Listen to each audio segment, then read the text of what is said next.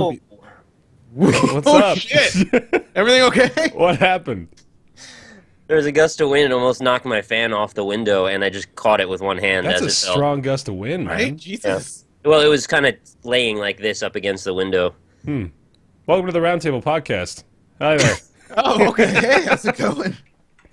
Welcome back, everybody. It's well, you don't know this, but it's been a long time since we've all been together. We're you know, casting the shroud of illusion upon your faces as to like the release schedule of things. But well, first of all, I changed equipment, and you can probably tell now. But it's a whole new universe that we're all living in, and we're glad you can still be a part of it. You mean you? Yeah. Well. The more money you put in, the more mic equipment there is. Eventually, there's going to be no bear left. All the Patreon account just dumps into my hardware fund. I'm BaerTaffy. I'm here with Mathis Games. Hello. Who was on a coffee run. I was Yeah. on a coffee run. Did you bring some for Here the now. class? Here you go. I have some heavenly donuts. What the heck is... That's not coffee. That's It's an donut iced coffee? coffee. Iced That's coffee. that's a 2% milk in a big cup. It's You just broke made regular up a- cream and sugar. You broke Regular up a cream and powdered sugar. donut and you like blended it with Yeah. the coffee they served I you. don't drink iced coffee black. I don't like the taste of iced coffee black. So iced coffee I have with cream and sugar. All right. I like my coffee black, just like my metal. You almost got that out. Yeah. Broccoli You sound Smile like is me. here. Hi, Broccoli Smile. Hi. Hey. Also, Northern Lion. When you order iced coffee from McDonald's, Oh, and I think the coffee there is actually pretty good, but it? they default to putting cream and sweetener in the iced coffee, which is fine if you want to have cream and sweetener in the iced coffee. That makes sense. But why is the default when I order an iced coffee plus like cream and sweetener? That's weird that they don't ask. It's something you should add on the end. Hey, can I have an iced coffee with cream and sweetener? Otherwise, just give me the basic thing. When you go into McDonald's for a coffee, they're just kind of assuming that you need that flavor in your mouth. That's what people go there for. I guess it is. It's like, you know, this is a legal narcotic, so we're going to jazz it up as much as we can. But, like, it annoys me I always forget. Like, it comes out, and then I take a sip, and I'm like, ah, shit. Again. I did it They again. got me again, God. those scoundrels. They don't ever ask, like, how do you want that? No, it's really all about weird. At efficiency. Dunkin' Donuts, they ask I was everything. going to say that. Yeah, Dunkin' Donuts, they have the default of black coffee. You have to order specifically. I want the coffee with the sweetener, with the cream Yeah. and sugar, that kind of thing. They have They multiple always ask. milk choices for you if you want. Yeah, that's crazy. In general, I think it's better to give it black, and then if you take a sip and you think it's gross, you can be like, oh, can you put, like, you know, a shot of sweetener into that or something like that, and then it'll be okay. Once the sweetener's in there, I don't know if you got, like, a freaking stoichiometric setup back there that you can get the sweetener out of it. Well, do you ask, like, if Stoichiometric. you say, I want my coffee regular, what does that Stoichiometric. mean to you Canadians? If I Ask, went like- into McDonald's and I said all of a regular coffee, I think they would just be like, what is this guy talking about? So, like, all right, and like Wow. around here, like a large iced coffee regular means 4 sweeteners, 4 creams. What the No, hell? it doesn't. No That is fucking exactly way. That's what the- incorrect. I worked at Dunkin' Donuts, motherfucker, and in a medium you get Four? 3 and 3. No, that's objectively wrong. They're That is misusing when you- the terminology. When someone says regular, at least at Dunkin' Donuts and the places I go to, medium is 3, large is 4, small is 2. That is how There much is- you get. You're out of your So- goddamn and mind. the other one is 0. Whole And company. if you want There one, is no go 0. fuck You yourself. ask for black if you get 0. Oh. In Canada, there's a Canadianism called the double-double, which is you go to, like, Tim Hortons, get a double-double, it's 2 cream, 2 sugar. Double You gotta double roll is up the 8 and rim. 8 and a large ice and a fucking Dunkin' Donuts. At least in the northeast of America, at the very least. Maybe it's different in other parts. That So if coffee I- is whiter than milk or cream. How does this Donut happen? smoothie, man. If I go and I order a sweetened, like, so if the regular is 4, I don't even know what you're measuring, 4 units of sweetening 4 goodness. spoons, like teaspoons, 4 scoops. jiggers. They got Okay. the pouring. And then they have an automated machine for cream and milk and stuff. And you just hit large, and it just 1, 2, 3, 4. So I would just get like a cup of sugar, right? They would hand me that. Yeah. I And order then you get sweetened 4 coffee. shots of insulin afterward. All right. Well, anyway, this is the Roundtable Coffee podcast. We're going to talk about some games, though, to try to switch it up a little bit. Lame. Today's docket, we're going to be discussing the new Assassin's Creed game. I wonder how many times that sentence is going to come out of my mouth over like the next 8 months of doing this podcast. At least 4 times in the next 6. Assassin's Creed Syndicate was just announced. We're going to be talking about the very interesting issue between GreenManGaming and CD Projekt Red regarding codes for The Witcher 3, which we all thought is pretty interesting. CD Projekt. Oh, Projekt. Projekt. My bad. Oh, wow, you guys are being so racist. That's Polish pronunciation. That's their name, Mathis. All right. Sorry, you're right. I had a. Why don't you go to Warsaw and say it to their face?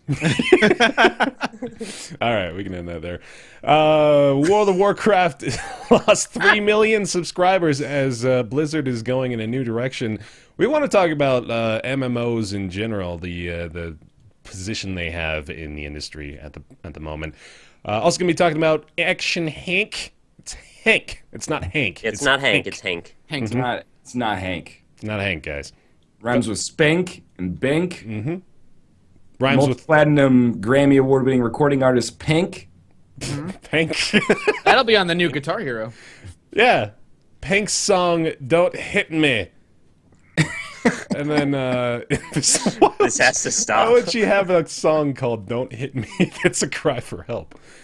And Invisible Ink is going to be our other game discussion for today. But to open it up, we do want to discuss the new set list that's been announced for Guitar Hero Live, which is underwhelming, I would say. I would agree. Yeah. I would agree. Well, there about a third or so of them had been in previous Guitar Heroes. Let's start with some highlights. All right. Yeah, What's everybody excited to play in Guitar? All right. On hand. I can Google it. Pierce the Veil, King for a Day. That's one I think that I'd like to play. A little excited about that, yeah. I did not expect that in there. I'm a little disappointed that it seems like, of what we're seeing here, we're going to be subjected to a lot of what we hear on the radio every day in, like, the top 40 set lists. Not even necessarily that, but, like, the alternative stations, what they're playing every single day. I guess it's kind of not realistic to expect to hear the deep cuts on Guitar Hero games, especially now that this is sort of the resurgence of the genre. I suppose it should be expected that they're going to go the route of songs that everyone knows and wants to play. Because it's supposed to be a party game for people that don't really like to play video games. So that makes sense overall. But yeah, that's why you see stuff like the Black Keys Go on the Ceiling, the Lumineers, Ho Hey. I don't think that's going to be fun to play at all, because it's think a lot of these songs are going to be fun to play. No, yeah, like stuff like, the Lumineers song, The Killers When You Were Young, which Ryan made this joke earlier, but like, yeah, thank you for the 8th iteration of that in rhythm games. Fallout Boy, that one actually might be pretty fun. My Songs Know What You Did in the Dark, that one might be pretty good. And then, System of Down Chop Suey is going to be fun as well, but it's all stuff that we've, I think I had Chop Suey already. Yeah, Chop Suey I think was in... Was it Rock Might have Band? been DLC, I think. I think it was DLC, yeah. Well, I remember it being really hard, actually. Was it? Like, I was surprised by how difficult it was, which I didn't expect, because it's a pretty simple song. We got Ballroom Blitz on here somewhere? That's missing. Well, like, look at the top. So it goes Judas Priest, Breaking the Law, Pantera, Cowboys from Hell, Alter Bridge, Cry of Achilles, Rage Against the Machine, Guerrilla Radio, come on, Red Hot Chili Peppers, Higher Ground, and then Chop Suey. It's like all of those songs I think I've seen already. I was waiting for the day we was going to get some Alter Bridge up in here, man. Like, that's exciting. I don't know, like, I know we talked about this before we started the podcast, but super stoked for Skrillex Bangarang. Really, when I think being a rock and roll hero on stage, I think I want to be like Skrillex. I'm not the biggest Skrillex fan, but I could totally see that being like the song where everybody, like all the dudes in the basement, are like, "Oh yeah, this fucking Bangarang. Let's put Bangarang on there as a joke." But really, the guy's like, "I'm stoked to play Bangarang." I can't wait. I had a couple songs like that in Rock Band. You'd be like, "Yeah, put this one on as a joke, please." And you're like, "I love this song." What if it's like Visions or whatever, where it's just impossibly hard and everybody loves it because of that? Dude, I forgot about Visions. Holy shit, Visions. Did anybody actually love Visions? No. I don't think so. Like, I'm just saying, in theory, like the construction of that song was ridiculous. Possible. It was just boom, boom, boom, boom, boom. Yeah. Are you guys looking at the song list on the actual website or elsewhere? The one I'm elsewhere. I'm watching one on the actual website, and the crowd in the background keeps waving at me, and it's creepy.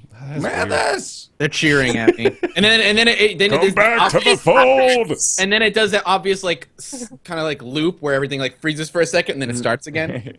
That's just the glitch in the Matrix. They're trying to get you to come back and plug into the system again. What I mean, for me, it's like I guess maybe this is appealing to a slightly more contemporary audience, but like Nick was saying, like Paint It Black, that was already in Guitar Hero 3, I think. It was a cover, but it was in Guitar Hero 3. Yeah. And then When You Were Young has been in everything. And, you know, Breaking the Law is kind of cool. I can't remember if Breaking the Law was in it, but I had the whole Screaming for Vengeance Judas Priest album in Rock Band. That was a lot of fun, but I'm kind of like, I'm over it. Like, those games didn't mind that much content. Rock Band did with its DLC, but like the track list that was on the disc, there was always like a huge overlap. So to see When You Were Young again and Paint It Black again, it's kind of just like... And the Killers have had several like breakout smash hits since that song came out. That song was like 2006. Yeah, anything else from Sam's Town I would have been happy with because I love that whole album. Yeah. They could have just put other They're songs. a good band. I don't want to rip on the Killers because I like the Killers. It's just like fucking stop playing When You Were Young. When You Were Young and Welcome Home. The only two songs that anyone would ever play online. It's just like, we have literally hundreds of songs to play, and that's still what shows and hopefully us. and again, hopefully this is just the initial like 24 songs, and it'll be, you know, they'll add more as time goes on, but it just for an initial like bam, this is what you're getting. It's like, what if this is the whole set list? If this is the set list, I won't buy this game. I hope Rock Band will be better. No, it's not going to be the whole set. No, there's no way. Keep in mind, though, guys, that they've changed the guitar construction, right? So there's the two sets of buttons. This will at least give us something fresh to do with these songs we've already played 100 times. I mean, that's true, but it's still the same fucking song. I know, just saying. No, that's a valid point, actually, because that does, you know... That I can see you that just pull argument. The charts right through. I can see that argument being made internally of, well, yeah, they played the song already, but we've got this whole new way to do it, and you know, like you can make chords and shit now. And I'm just trying to paint a good picture on it. I'm still pissed off. It's not that I'm sick of like playing these songs. I'm just kind of sick of hearing them. Like I could go the rest of my life without hearing Paint It Black again. I used to like Paint It Black. I was like, it's a pretty dope song. I played it like 100 times in Guitar Hero 3, and I'm like, I don't really need to play Paint It Black again. It started when Twisted Metal Black used it a bunch of times in their promotions, and then they picked it up, so it was just like this deluge of that song for like 5 years. This is like the one game where I exclusively want fan service all the time. And maybe it's just me, but I'm looking through it and I'm like, I'm not that interested. I want to see more classic rock, basically. That's why I play Rock Band is... Right, exactly. It's about living out your rock star dreams, not your Skrillex dreams. Look at these old men. Well, I'll be honest with you. Like Guitar Hero 1, when it initially came out, was what really put me on the path to loving classic rock. I wasn't a huge classic rock fan until Guitar Hero 1, and I really started liking a lot of the different songs and bands there, and that's what turned me on to classic rock. And now it seems like they're trying to go away from that. Again, I feel like Skrillex would do better on DJ Hero, which is a dead franchise now, obviously. Yeah. Tell me when they put Guitar Hero Led Zeppelin back on display. Please do. Give me some Led Zeppelin. I'd be so happy with that. Give me some Boston. I can get down with Boston. Boston was always our our finale song whenever we'd play as a family. Always got to be Boston. It's like Boston, The Police, Rush, Queen. It's true. David Bowie. Like I don't want to be like that old man, but is anybody excited about this, or is it just because the games industry, like pseudo journalists like ourselves, are all like mid-20s and up men who are like, you know, what do I care about Skrillex being in this game, blah, blah, blah. Maybe, like, the people at large are actually like, you know, this is a pretty good track list. It's possible. We got our finger on the pulse of the nation here, don't we? I think we can adequately represent the interests of those who may be, you know, clamoring for a resurgence of the Guitar Hero franchise. Just more Rush. Just add, like, more Rush. This is a whole Rush album in there. Just let me play as Neil Peart. And that way, everyone's happy. What if they did an alternate model where instead of just buying the setup, like you could buy this whole setup of all these songs, or you can buy for $20 the starter edition, and then you can buy like 3 albums of your choosing. Oh, don't tell them to do that, though. It's just an option. Dude, that for sounds $60, you get 3 albums that you already know you like. It sounds so clean and pure in the way you're presenting it. There's just...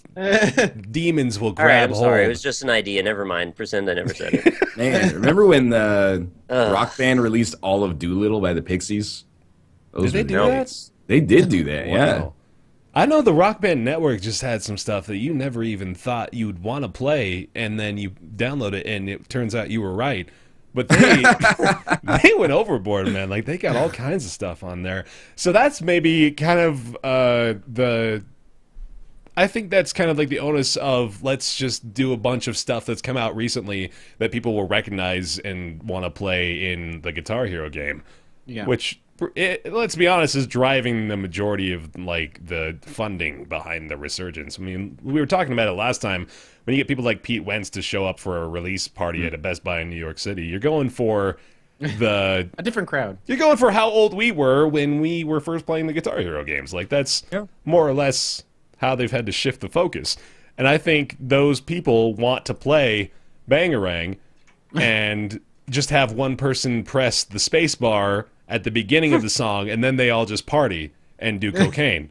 Like, that's what playing Bangarang is what like. Is going for now? This is that's for Guitar Hero? This is for 19-year-olds who play Bangarang in their college dorm and then are like, man, this song reminds me so much of 3 years ago. It really takes me back. Remember those high school days? Man, when you were young, that song came out when I was like... When I was young. In middle school, man. So long ago. That song's about me, man. I was young when this came out. I think it's fair to say that... Well, I won't speak for you guys, but I think to some extent it's fair to say that we have kind of like a pro-rock band stance relative to the Guitar Hero stuff. Yeah. But I will say that I think rock, or not rock band specifically, but Harmonix, I think is a little bit more like committed to that kind of music mindset. They're like music first. Yeah. I would expect to see a more impressive track list, unless literally the reason the track list is kind of underwhelming is because they're contacting bands and they're like, you know, we don't want to do this anymore. Mm-hmm. But you know, I'd like to see the track list from Rock Band 4. I hope it's not just like largely overlapped. Yeah, fingers crossed. Although I will say with Rock Band 4, if they brought some stuff back from the previous Rock Band games, including stuff that was released as DLC, I'd be like, yeah, I could be into it depending on what it is. I don't want to play I Think I'm Paranoid again, but a lot of these songs are probably the songs they are because of the ease of negotiating the rights management for them. Considering how much negotiation, how much money the legal department probably has to put in, this is like the most efficient way to get their money back is to use songs they already have an agreement with. That's true. They're not. I mean, they might not necessarily be forking over extra money that way, but I don't know. It just doesn't tickle me. Yeah, I mean, I'm not a lawyer either, so it's just my guess. You're not? It's a good guess. No. Oh, man. I wish I was. It would be really handy for a lot of these discussions. Yeah, that would be... You have great insight into a lot of the things we talk about ignorantly. No, I'll just pretend I am and speculate. Yeah, all right. But Guitar Hero Live is going to be coming on later this year. We're, you know, this, again, we were joking about this being the whole set list. I'm sure they'll be releasing more and more as the days go on. Apparently, there is a Sleigh Bells song in here. I was going to say, they're... showing some artists, but yeah. Anyway, some Christmas songs. Yo, of all the Red Hot Chili Peppers discography, why Higher Ground again?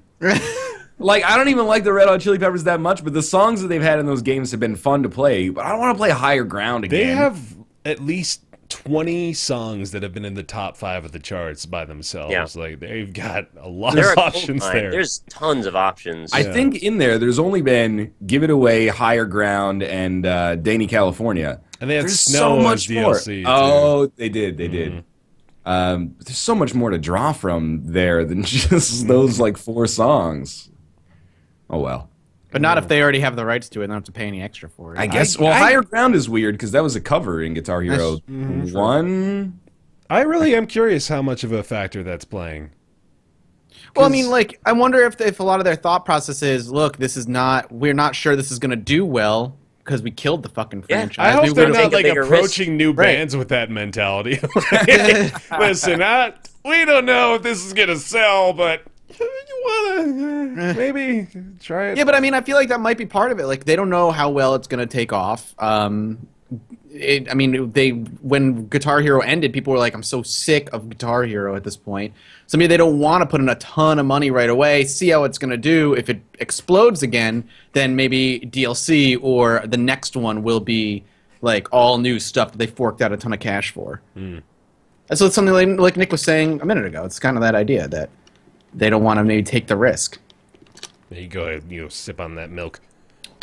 I don't want to like make this go on that much further, but there was IGN had Rock Band 4 as like its game of the month, so they were doing a bunch of exclusive reveals and stuff like that. And there's some cool stuff seemingly coming in Rock Band 4. Like one of the things that I latched onto is they're changing singing, so it's not actually just entirely note matching, but as long as you're actually in tune, you can kind of like embellish and I don't want to say freestyle, but like improvise a little bit, so you're not just doing like a carbon copy of the original source track. That's a good idea. It's kind of smart. I Cool. like it. And no more custom fills, which in a way I'm kind of disappointed with. But there was always that guy who, whenever there was a custom fill for Star Power, would just be like da da da da da da da doom, and then everyone would like lose their rhythm and be like, Jerry, come on, man. So, now for Star Power, like all the fills are gonna be from like this pool of fills that match the style and the tempo of the song, and then they'll just insert those. He's spazzing. Well, Yeah. there was either that or the person that had no fucking idea what was happening when that came across. They just freeze up and like, what? I And feel like the when the singing Star Power happened, people would just be like, ah!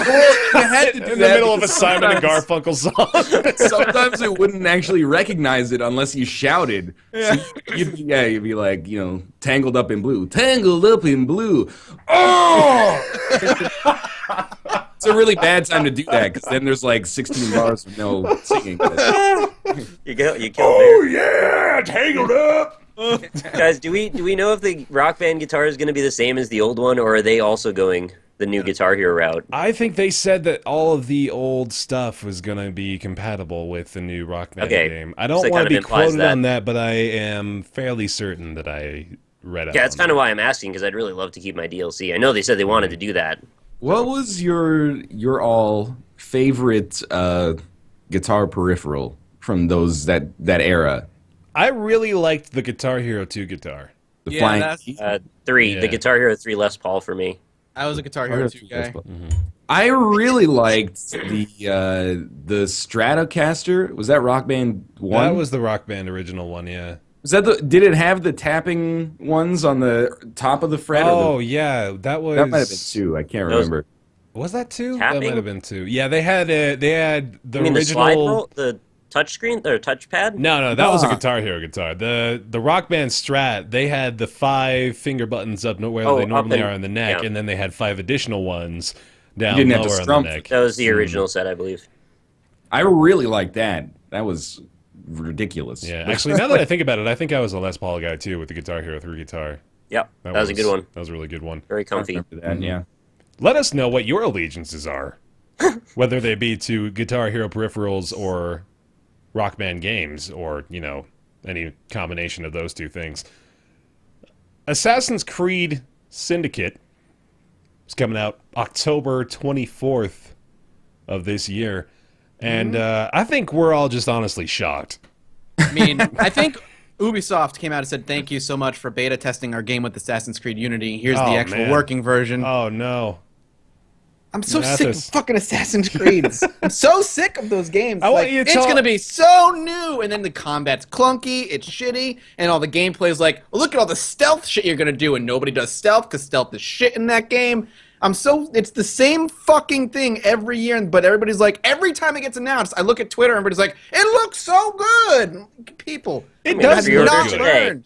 Every time it looks good. Let's be honest about that too. It's like they do a good job of being I able to disagree. resell you on Assassin's Creed games because they make. I remember in the fucking pre-alpha gameplay thing they released today, it's like, now we're gonna go into stealth mode, take off the top hat, and he crouches. Take and I'm off like, the He top pulled his hat. hoodie up, though, man. that's true, he The thing- pulled up the hood. The thing with Assassin's Creed is that it works kind of like the Sonic cycle, but every year and a half, 2 years, there's actually like a really good Assassin's Creed game that I think keeps pushing the momentum. So it's not exactly people being like, well, I really liked kinda- Sonic Adventure 2 13 years ago.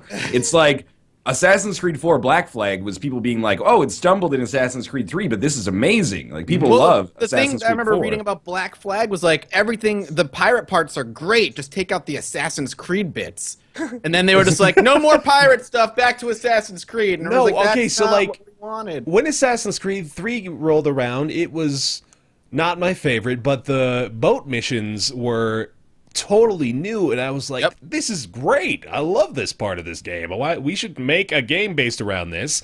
And then they heard me because they wiretapped my house after I signed away my soul to Ubisoft. And Assassin's Creed 4 was terrific. I loved Black Flag. I played the whole thing. It was like one of my favorite games that year. People wanted a full-on pirate game after that. Mm-hmm. They made that, though. They made Rogue.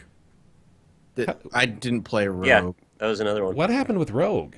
That was a last-gen game. Yeah, it was last-gen, and then eventually came out on PC like 6 months later. But it was after like the ill will from Unity had kind of boiled to the surface, so I don't think it made a big splash.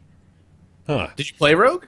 I didn't play Rogue, no. Was I it heard another it was like Black Flag like piratey game? Is that what it was? That's now what I might check it out, because if it's like another pirate game, I'll go fucking play it. As I understand it, it was kind of like... bar. Because I'm pretty sure what it is that they came out with like Assassin's Creed 4, and they're like, oh shit, people really love this boat stuff, but we're like 80% of the way done Assassin's Creed Unity. So we can't just like, we can't steer into that. So they're like, shit, just, I don't know, get another 100 people and make another Black Flaggy kind of piratey game. Mm-hmm.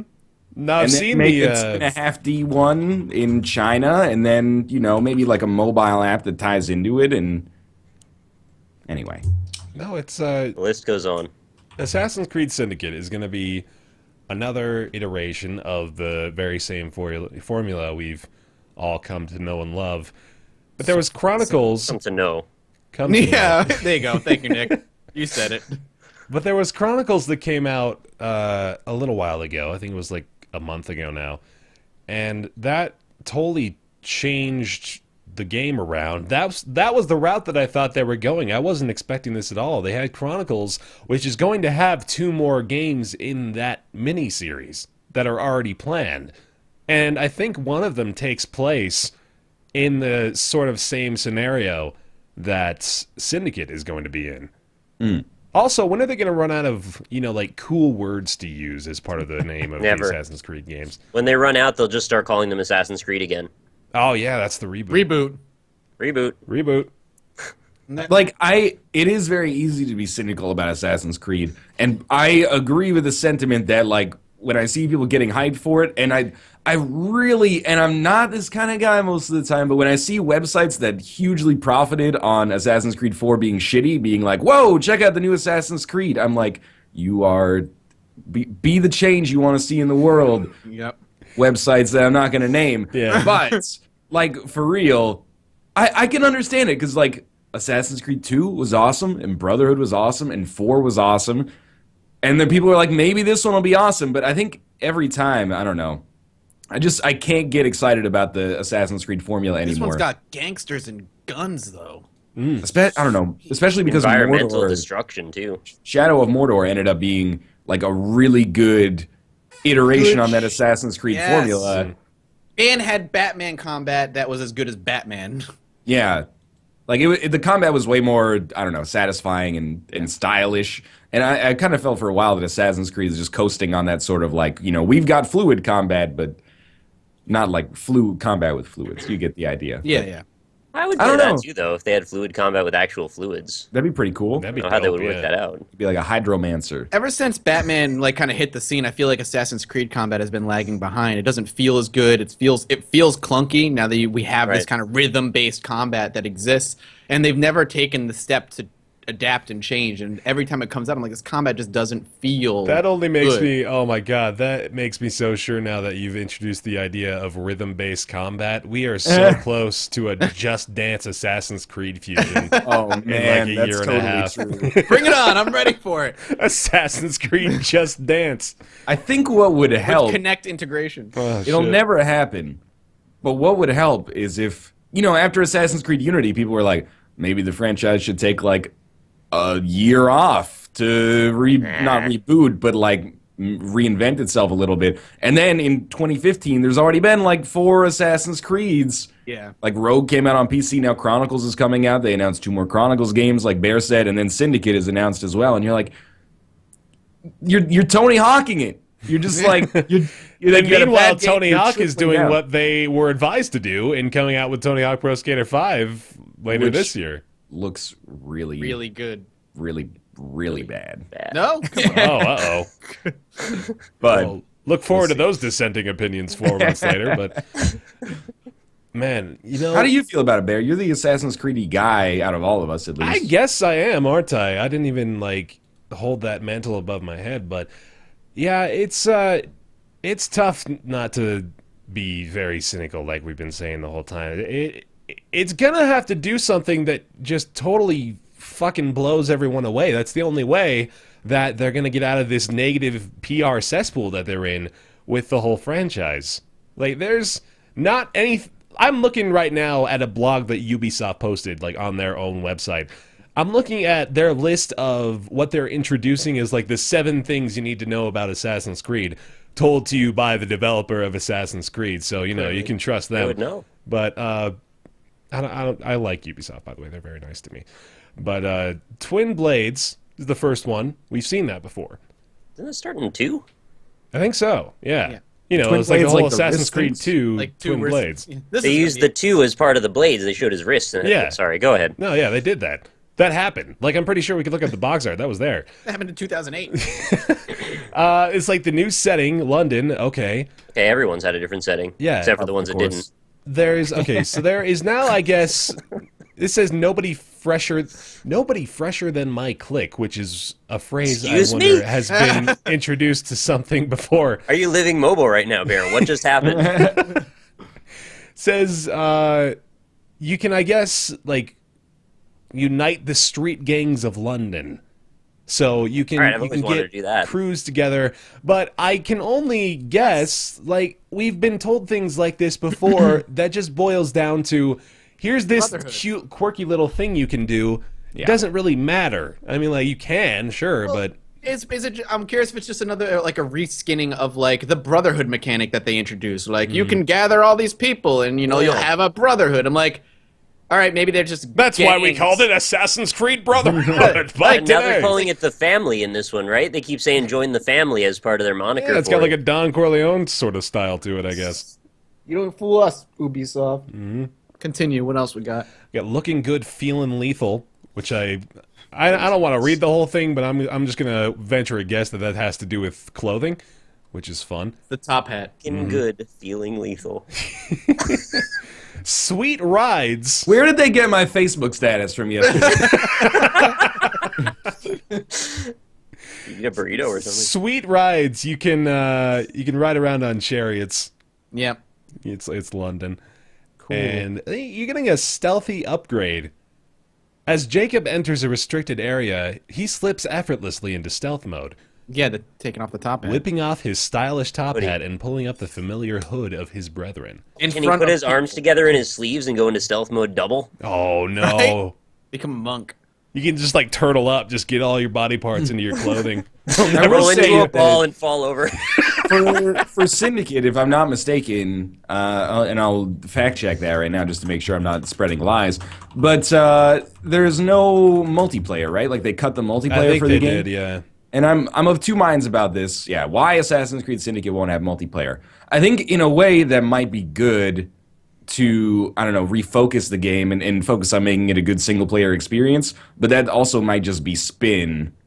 Like, it seems like once you start cutting features that have been in this franchise for a long time, it can be like a death knell. Like, I remember, this is just an isolated example, it doesn't necessarily mean it'll happen, but I used to be a huge fan of 2K's NHL franchise, and then like 2 years in a row, it was the same game with roster updates literally, and then the third year, they cut like half of the features in the game, and then the next year they stopped making it. And I was like, well, I'm not saying that the franchise is necessarily losing momentum, but I really liked the multiplayer in Assassin's Creed. That was, one of my highlights.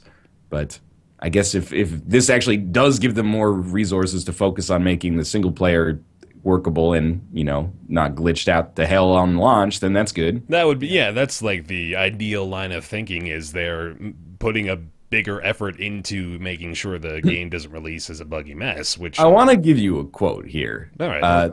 I'm trying to figure out who this person is. Okay, creative director Mark Alexis Cote. He says, the reason we're doing this is to really focus on the roots of the franchise. Fair enough. That's why all 9 studios are focused on delivering this single-player experience. Whoa. 9 studios. There are That's 9? mostly just I didn't realize. Wow. 9. That's a lot of people. That's way more people than should be working on one game, right? Like that seems too many cooks. Jeez. Too many cooks. No wonder the credits always take like 45 minutes to run. Credits are longer than the game, man. Jesus. 9 studios working on that. Okay. That's crazy. Well, I mean, I don't want this. It's starting to feel more like Assassin's Creed is almost becoming a Madden style of franchise, because they have to. Madden every year can't just say we made this a little bit better of a football game. They have to have the big seller, like the point of it. Like there was this was like way back in the day. I haven't played Madden in a long time, but they had the hit stick is what they introduced a few years ago. That was the big revolutionary change. And then every year they're just adding on little unique mechanics, like maybe one day you'll have the sideline replay that you can like manipulate and then become 2007 circa Patriots Spygate bullshit. But no, it's Ubisoft now is having to go so far as to say, like, now you can use a throwing knife. Assassin's Creed Syndicate. Yeah. It's almost gotten to that point. I really don't want it to be that, because I still want these to be good. I still want to play these and enjoy them.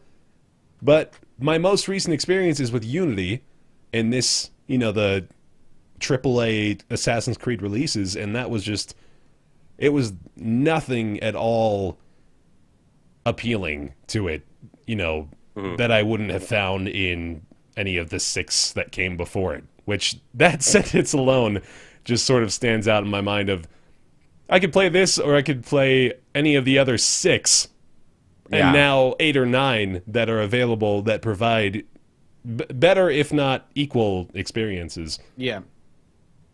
The statement you made about the adding and removing features and thing, like, I almost wonder if they look at this in a larger scale and they're like, hey, sometimes we gotta actually take a few features out so next time it can be exciting when we put them back in. It's like taking the goddamn turkey melt off the menu, and then 2 years later saying, introducing our new turkey melt. There's only so many features when it comes to third-person stealth action assassination game. Mm-hmm. I think it's clear that, there's so many people working on this game for Ubisoft, and such a huge part of their actual annual revenue, I'm assuming, that they're on like a 3 or 4 year plan at the very least. So I kind of feel like what we're seeing now with this deluge of Assassin's Creed games is like the ripple effect of Assassin's Creed 4 being like, okay, we're going to greenlight a bunch of new stuff because Assassin's Creed 4 was really well received.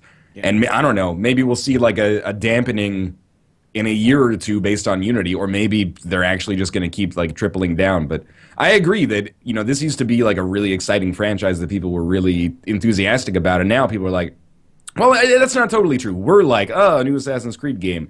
If you look at Twitter, there's a lot of people that are like, oh, this looks awesome.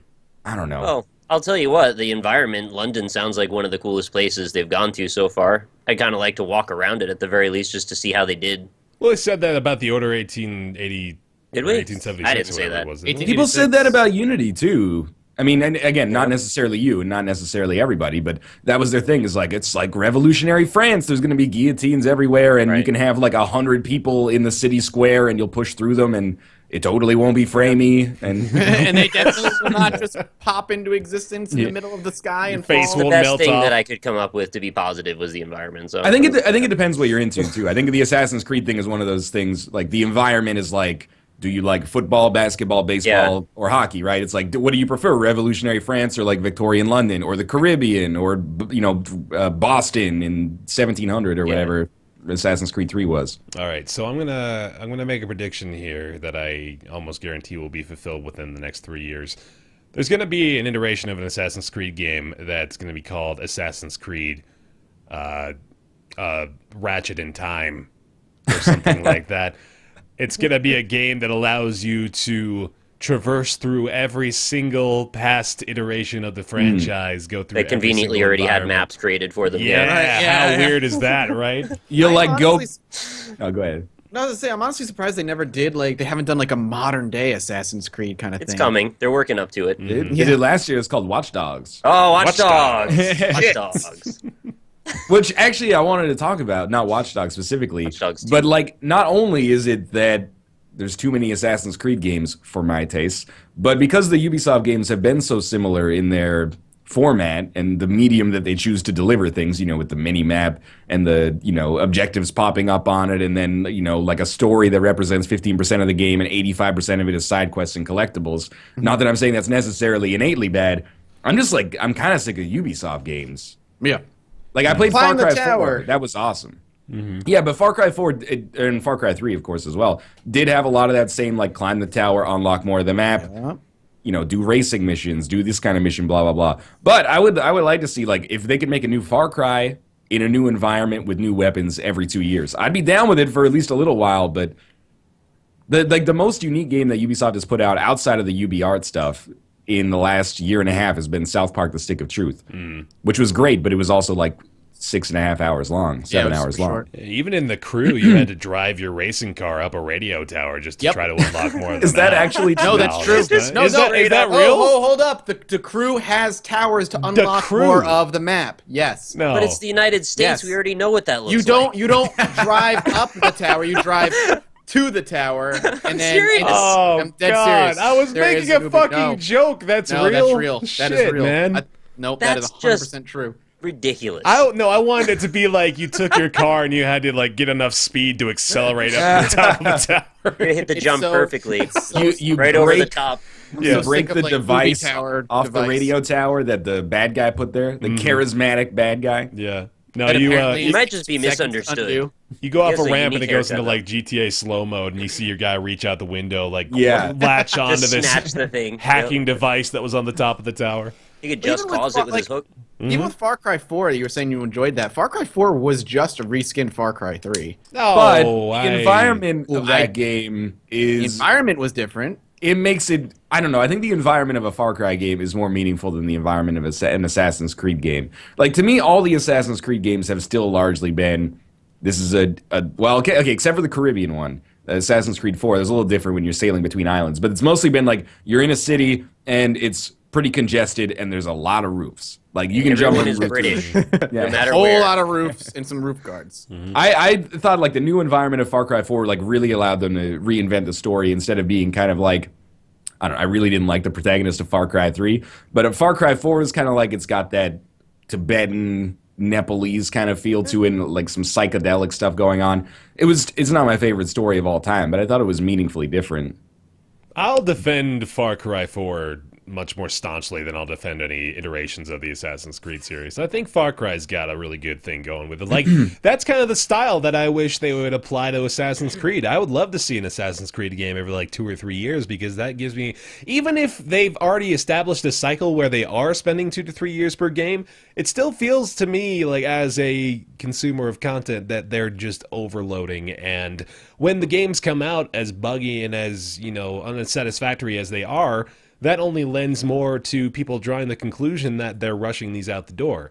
Whereas with things like Far Cry, they're clearly investing a lot of time, emotion, and money into making a unique enough experience that, really drives forward the idea of what they're going for with the franchise. So Far Cry 4, I think, really stood on its laurels a lot stronger. I'm not going to say Far Cry 4 is bad, but I would argue that it is not that different from Far Cry 3. I agree with that. It's an iteration. It's not like a huge you evolution. used the phrase reskin, which I thought was a little bit too dramatic. I don't but see it did. I would say, okay, I'm not going to say building the world, the Tibetan world, whatever they're living in, was grossly different. I definitely agree. But the gameplay, the guns, like even the wildlife mechanics and the taking over of the enemy bases, all of that is a direct rip from Far Cry 3. There is very little new gameplay in Why are Far you Cry stopping 4. at 3? Go back to 2. 2 was even pretty similar as well. It was really only 1 that departed from the I didn't formula. really play 2, so I can't really talk about 2. Oh, well, 2 is also boring as shit. So Is it? Rolling Savannah. I mean, you could Yeah. light all the grass on fire. That was fun. I remember that. I remember seeing that in ads, like you can light the grass on fire. And Yeah, it was stuff. a big deal, man. Oh, I'm sure it was. I just Light the didn't play grass 2, on so I fire. can't. I didn't really play 2, so I can't really compare to 2. So I don't know what 2 Compare was it to 1, though. 1 Far was like Cry... 1 was wildly Falling. different. Yeah. Yeah, it was. One different. also came out in like 2006. maybe even earlier. No. We're a little ways away from talking about that. I think we don't want them to come out with one iteration every 10 years if you like the first game. Right, But- right. then you'd be Like- Valve. I'm not going to say Far Cry 4 is a huge departure from Far Cry 3, but the greatest strength that makes it feel... No, because for Assassin's Creed, they're coming out with more than one a year. Whereas Far Cry 3 came out in 2012 and Far Cry 4 came out in 2014. So is the argument it's okay as long as there's 2 years between it? I mean, this is only 1-to-1 example, like 3 to 4. Assassin's Creed, we've been under this deluge since like 2008, 2007. So it is to the point where like, and even before like Assassin's Creed Unity, I don't remember people being so cynical about the amount of Assassin's Creed games. While they were still good, there was very little cynicism except around Revelations a little bit. But I think Revelations people were like, it's the first misstep. And then Assassin's Creed 3 people were like, you know, this isn't really what I'm signing up for. But Brotherhood and DLC in that region was when I started to get a little cynical, but that was because I'm really cynical. And I mean, I'm sure like Unity, and you'll be right, in Unity was the tipping point because it was so fucking broken. Exactly, yeah. So maybe I wonder if it wasn't broken, people would be as cynical. But the pictures, the hair and the teeth and the eyes were so good. If Unity was great, then we would be talking about this in a different light for sure. Yeah. Because Far Cry 4 was also, or sorry, yes, but Assassin's Creed 4 was also great. We would be saying, oh, this is like a really strong franchise that has had 2 good iterations. Yeah, it's coming out every year, but as long as they keep being great, it's not that big of a deal. It's so much easier for people like us to establish a recency bias just based entirely upon what our experience was with Unity here. Like, that is the poison that they have to deal with. That's what I was talking about much earlier, was they have this PR well that's just full of toxic vitriol spewed at them because they've already failed a couple of times at producing the product that people want. So if they like it would be so easy to make the climb out of that if they just waited for a bit for it to die down, but they're trying to fight it as it grows is the thing. It's like there's just not a ton of benefit. Ubisoft is under a very negative light right now. Yeah. They have been. Ever since Watch Dogs and Unity, and like there's a lot that Watch Dogs was pretty good though. Watch Dogs is it's not a great game necessarily, but it's a huge victim of the circle jerk that surrounds it. Mostly because of the fact that they did basically mislead the public about how the game was going to be at E3. Yeah, and I don't say hackers, but people dug up the files were still in the game, and they're like, this is how the game was going to look and everything, and they never took them out. They're there. How ironic that the hackers unveiled the dangers of Watch Dogs. Fucking data miners, man. I'm not saying that Watch Dogs was bad, but that was, like Ryan said, a huge circle jerk to create a massive negative light on Ubisoft, and then Unity was another, like, kick in the balls. Well, where are you at, Ubisoft? I can't help but feel that Assassin's Creed is basically, like, it and Call of Duty switch positions as, like, the most hated annual franchise. Yeah, we don't even hear about the Call of Duty hate anymore. It just kind of happens now. Call of Duty Ghosts was good, and then Unity was bad, and I think if you're, like, Activision right now, you're like, yeah. Like, this is, like, the least cynicism around Call of Duty's annual release in a long time. Yeah, but I feel so weird about, like, championing this, whatever. But in a way, if you're going to come out with an annual franchise, I kind of would like Ubisoft to look at the way that Activision is doing it, where they have, like, 3 studios. Yeah. So they're actually kind of on a 3-year cycle. But they're just with trying a game to do that, but they don't realize that they're not supposed to use all the studios at the same time. Spread them out. They're like the PS3 of game development. Well, these all like 9 cores. Yeah, in a way, it's cool. And I'm not the hugest Call of Duty fan, but in a way, it's cool that there is like, this is a Treyarch Call of Duty game. It's gonna have this character to it, this flavor, and this is a Sledgehammer game, and maybe it'll be like Ghost, maybe it won't. I forget what the team making the third team is now, because it used to be. Oh yeah, Infinity Ward, and now it's obviously not Infinity Ward anymore, but. It's cool that they kind of have their own character, even though it's very easy to be cynical about the franchise as kind of just like a money-making product as opposed to a piece of art necessarily. But Assassin's Creed, you're just like, this is an Assassin's Creed game. The commonalities between them are like extremely apparent. Treyarch, and then I don't know. Well, anyway, yeah. Assassin's Creed Syndicate. It's coming out October is the 23rd, actually. I think I said the 24th. Here's a good question. If Assassin's Creed 5 comes out and it's supposedly awesome, would you play it? Yes, if it's a great game, I will play it. I'll play Assassin's Creed Syndicate hoping it's a good game. I'll be honest. I'd rather not pre-order it though. Yeah, I will not pre-order. No, don't pre-order it. God, no, don't do that. But I think I'll play it when it comes out. Assuming, like, even especially if I get a code for it, then yeah, I'll play it when it comes out. But like, I think I'm gonna pick it up and try, because I think I'm still biting on the bait and hook here. I don't know if you saw the other thing Ubisoft did was last week they were asked in an interview, is The Division, this last Friday, is The Division still on schedule for 2015? And then today they're like the end of 2016. Huh. They pushed it. Did they say the end of 2016? They said the end of the fiscal whatever year, which is around March of 2016. Oh, the end of the 2015 fiscal year. Okay. Yeah, so whenever March 2016 is. I'm starting to think about this. I only know of 2 Ubisoft studios. They have 9 working on this. There's Montreal, San Francisco. Toronto got shut down. Toronto got shut down. Did they have Quebec? I think they have Ubisoft Quebec. Maybe not. But I'm not sure. Check it out right now. Yeah, I mean, like, well, the only reason I'm saying that is if they've got 9 studios working on Syndicate, then it doesn't, like, hold water that they would be able to put the effort toward the Division. They have maybe 30 studios. Oh, Jesus. I am terrified for how the Division is going to turn out, because they fucking super hyper sold it on its a couple initial like announcements, very much like they did with Watch Dogs. Yeah. And if it doesn't come out the way that people expect it to, like Watch Dogs, even if it's a good game, people are going to explode. I need to literally combust. It's going to it's going to be a mess. Light on fire. Ubisoft Like Toronto did not shut down. Jade Raymond just left the studio. Okay. So here's Ubisoft. I'm just going to give you the highlights from their studios. They have Red Links, obviously, who makes the Trials games. Oh, okay. And then, but of just the Ubisoft city name ones, they have Annecy, best known for multiplayer on Assassin's Creed, Barcelona, Blue Byte Mans, I guess most of these are in France, Ubisoft Sofia, Ubisoft Casablanca, Ubisoft Chengdu, Dusseldorf, Japan, Malmo, Milan, Montpellier, Montreal, Nagoya, Paris, Poland, Pune, Quebec. Is it Ubisoft Poland? Yeah. Wow. Quebec. Wow. Red Storm Entertainment. I think they might have made the first Rainbow Six games. Ubisoft Reflections, Romania, San Francisco, Shanghai, Singapore, Toronto, and Ukraine. Jeez. Well, that's like 20. Right yeah, there. that's not even all of them then.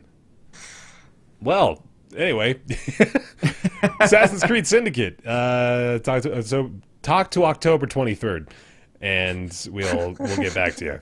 If it's good, I still can't see myself playing it. I need like a couple years. I mean, this will be a couple years off from playing those games, but yeah, I need a fresh palate cleanser. I think I might not even ever play. I might need like enough time. Like I can't see it right now. I'm just like, you could come out with the best Assassin's Creed game, and I'll be like, eh. Yeah. Did you play Black Flag? I played probably like 6 or 7 hours of Black Flag and a lot of the multiplayer. I liked it a lot. I never finished the campaign. Because with Black Flag, I was like, the boat stuff's cool, combat's a little samey. I don't know, that could use a reinvention. And here we are, like 2 years later. Maybe most people don't want that, but I'm not getting what I need out of the franchise right now. Do you think that the public sees how bad Unity was and they go, oh well, obviously they know they can't release something that bad again, so that means this time we're guaranteed to get a better game? No. You think it works like that? I think it's like the public opinion, as we're saying, like, has not really been swayed because there's still a lot of the hype machine rolling out of the station as soon as they announce stuff like this. It just feels like no matter how bad anything is, people pre-order it anyway. I think 90% of people that bought Unity probably don't think it's a bad game. The people that, talk about this stuff online and are, not because in video gaming press, there's like a huge stratification.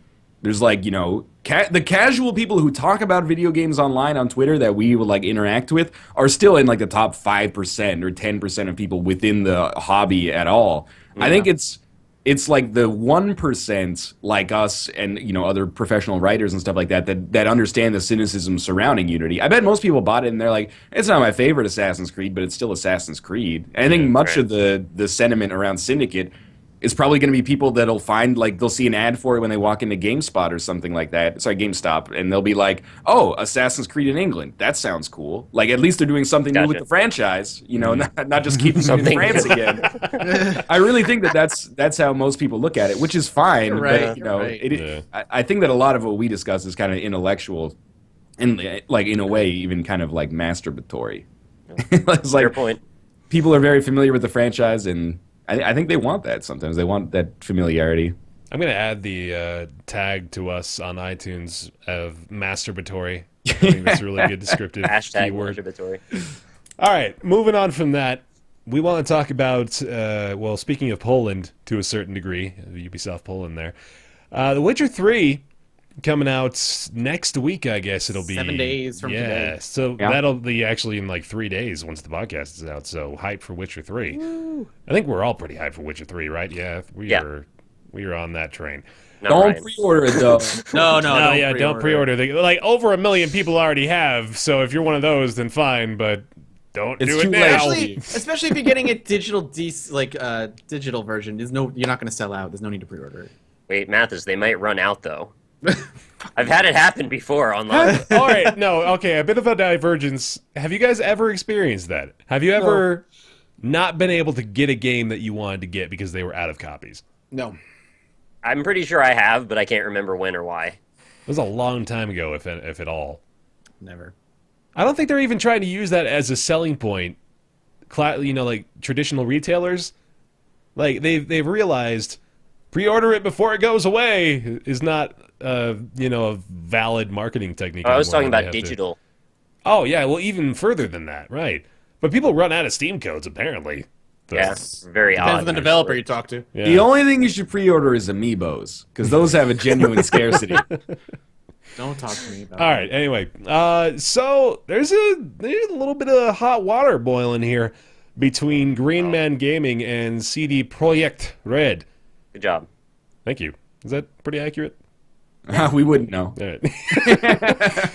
So, The Witcher 3 Wild Hunt developer CD Projekt Red said that a deal on GreenManGaming that's selling codes, they were selling codes of the game for $40. They're now selling them at, I believe it's like, if not the full 60, I think it's like 10% off at most. But supposedly, GreenManGaming acquired those codes from an unknown source, is what they say. The most important factor of it being they did not buy them from CD Projekt Red. So there is sort of a lively debate going on there as far as key resellers in general, and whether or not GreenManGaming is, you know, kind of within their rights to resell keys they purchased from supposedly valid retailers that are providing CD Projekt Red with the income. Another very important thing to note here is GreenManGaming is not, you know, screwing over CD Projekt Red as much as they would have you believe. I'm just going to call them CD Projekt Red. They're providing the income to the developer just in sort of a, you know, circumvented roundabout way, and GreenManGaming is the one that's eating the losses here. They're offering the discount to their own detraction because they are, you know, like, they want to be involved with the sale of that game.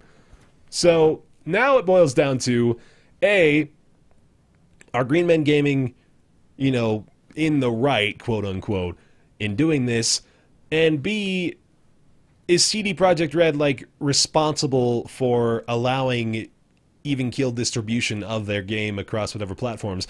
And then there's the final wild card to all of this, which is something that a lot of people may not realize, that CD Projekt Red and GOG.com, which is where the game is primarily being sold, are, I don't know if they're sister companies or how that actually works, but they are in the works with one another. They work together. Like, they're both based out of Poland. They operate kind of under the same umbrella. I don't know enough about it to make a declaration of what that, you know, business protocol is, but they are working in congruence with one another. So it's an interesting situation there. So you have to wonder, like, whether or not CD Projekt Red almost wanted to establish a sort of retail monopoly with GOG to try to push the launch of Galaxy, which conveniently is coming out in beta form right alongside the release of The Witcher 3. CD Projekt Red wholly owns GOG. Okay. So there's that. So, around the table. I've never said that before on this show. How cute is that? Oh, man. Well, I have one core question, and that is why won't GMG disclose their source? Yeah, that is interesting. If it's authorized. That's the real stick in the mud, right? Why? I'm so uncomfortable with that kind of question, though. It's like that old idiom or the expression of like, well, why can't we like invade your privacy if you've got nothing to hide? Oh, right. Yeah, but don't take it to that degree with this. Yeah. I think this is a question of legitimate business practice. It could be a sketchy source. Like, I'll admit that if it was all on the up and up, my first instinct would be the same. Like, why don't they do that? But I don't know. Maybe they've got some kind of legitimate competitive advantage over other like resellers that they don't want to disclose because I don't know, companies like G2A or something will pop in and take advantage of it. But maybe not. That like I don't know anything about it, but just disclose it to Projekt Red then. Right? That's true. Yeah. That's true. Yeah, you don't have to tell everybody. What would be then the legal basis? Because I don't want to turn it into a sort of comparison to that argument of if you have nothing to hide, then just show us where you're getting the keys from. They're not at like a moral obligation to tell us where they're getting these things from. I'm concerned about the validity of what they're doing as a whole. I think like I've been really okay with GreenManGaming. Like, I like GreenManGaming, and then, like, up to this point, I think you've been, like, a very reputable service. And then you compare that to something like G2A, who I'm okay with burning bridges with right now, because fuck them.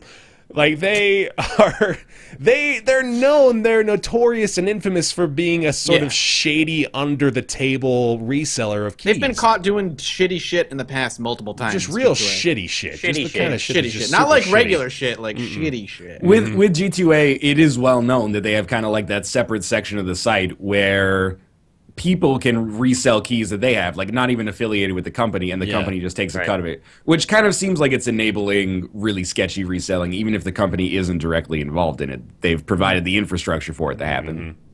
Yeah. So, like, comparing the two, I think, is apples and oranges.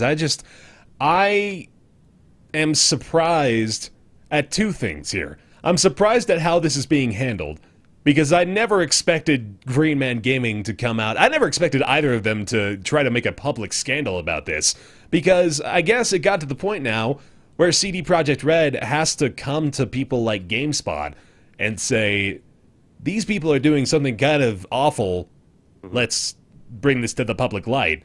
And now GreenManGaming is having to come out and essentially give them a PR bitch slap, because they responded with like their official statement that said, we wanted to work with you guys, but you wouldn't. So we had to, circumvent the traditional routes that we take here and find a way to provide this game to the customers we have that want to buy it through us. Which, it's kind of an argument that whether or not they're capable of making that is up to debate still too, but there's those two things that very much surprise me with how they've decided to deal with this. And it's all out there now, and it kind of makes them look like kids a little bit. It kind of undermines them both professionally, that they had to basically come out and tell mom that Big Brother was doing something terrible, and let the mediators or like the arbitrators of who's in the right here decide that for them, which is an issue that I never really even expected to surface at all, really. True. Yeah. I mean, there's not a lot to say. I think it's just, like you said, it's all kind of out there right now, and we don't have answers. We're probably not going to get answers. Maybe they're both a little bit in the wrong, depending on what they each did. CD Projekt Red not working with GreenManGaming for whatever purposes that may be, whether it be to further their own GOG goals or whatever, and then maybe GreenManGaming being sketchy on how they got their codes. It's muddy waters, no matter how you look at it. So I think. Go ahead. I think the only real impact for me is just that I'm just going to be a little bit more cautious looking at them. I mean, I've looked at GMG like pretty reputable. I've used them a lot. And I would even go so far as to say I would be fine with being a partner with them if they wanted. But don't use this platform now to be like, hey. No, that's not. I just mean, like, I would say they generally would have my endorsement aside from this one thing that I'm like, all right, maybe I need to be a little bit more cautious and watch out. Because, I guess anybody can fall into traps like this. Mm-hmm. But yeah, it's not good, but I also don't know enough about it to really have a strong opinion. Yeah, I actually did. Well, I have an existing affiliate partnership with GreenManGaming, and I had to email my contact there, and I had to say, hey, this is kind of bad. What's going on here? And he provided me their official response in a reply in an email and said, like, hey, you know, this is just a weird thing that we're having to deal with, but don't worry about it.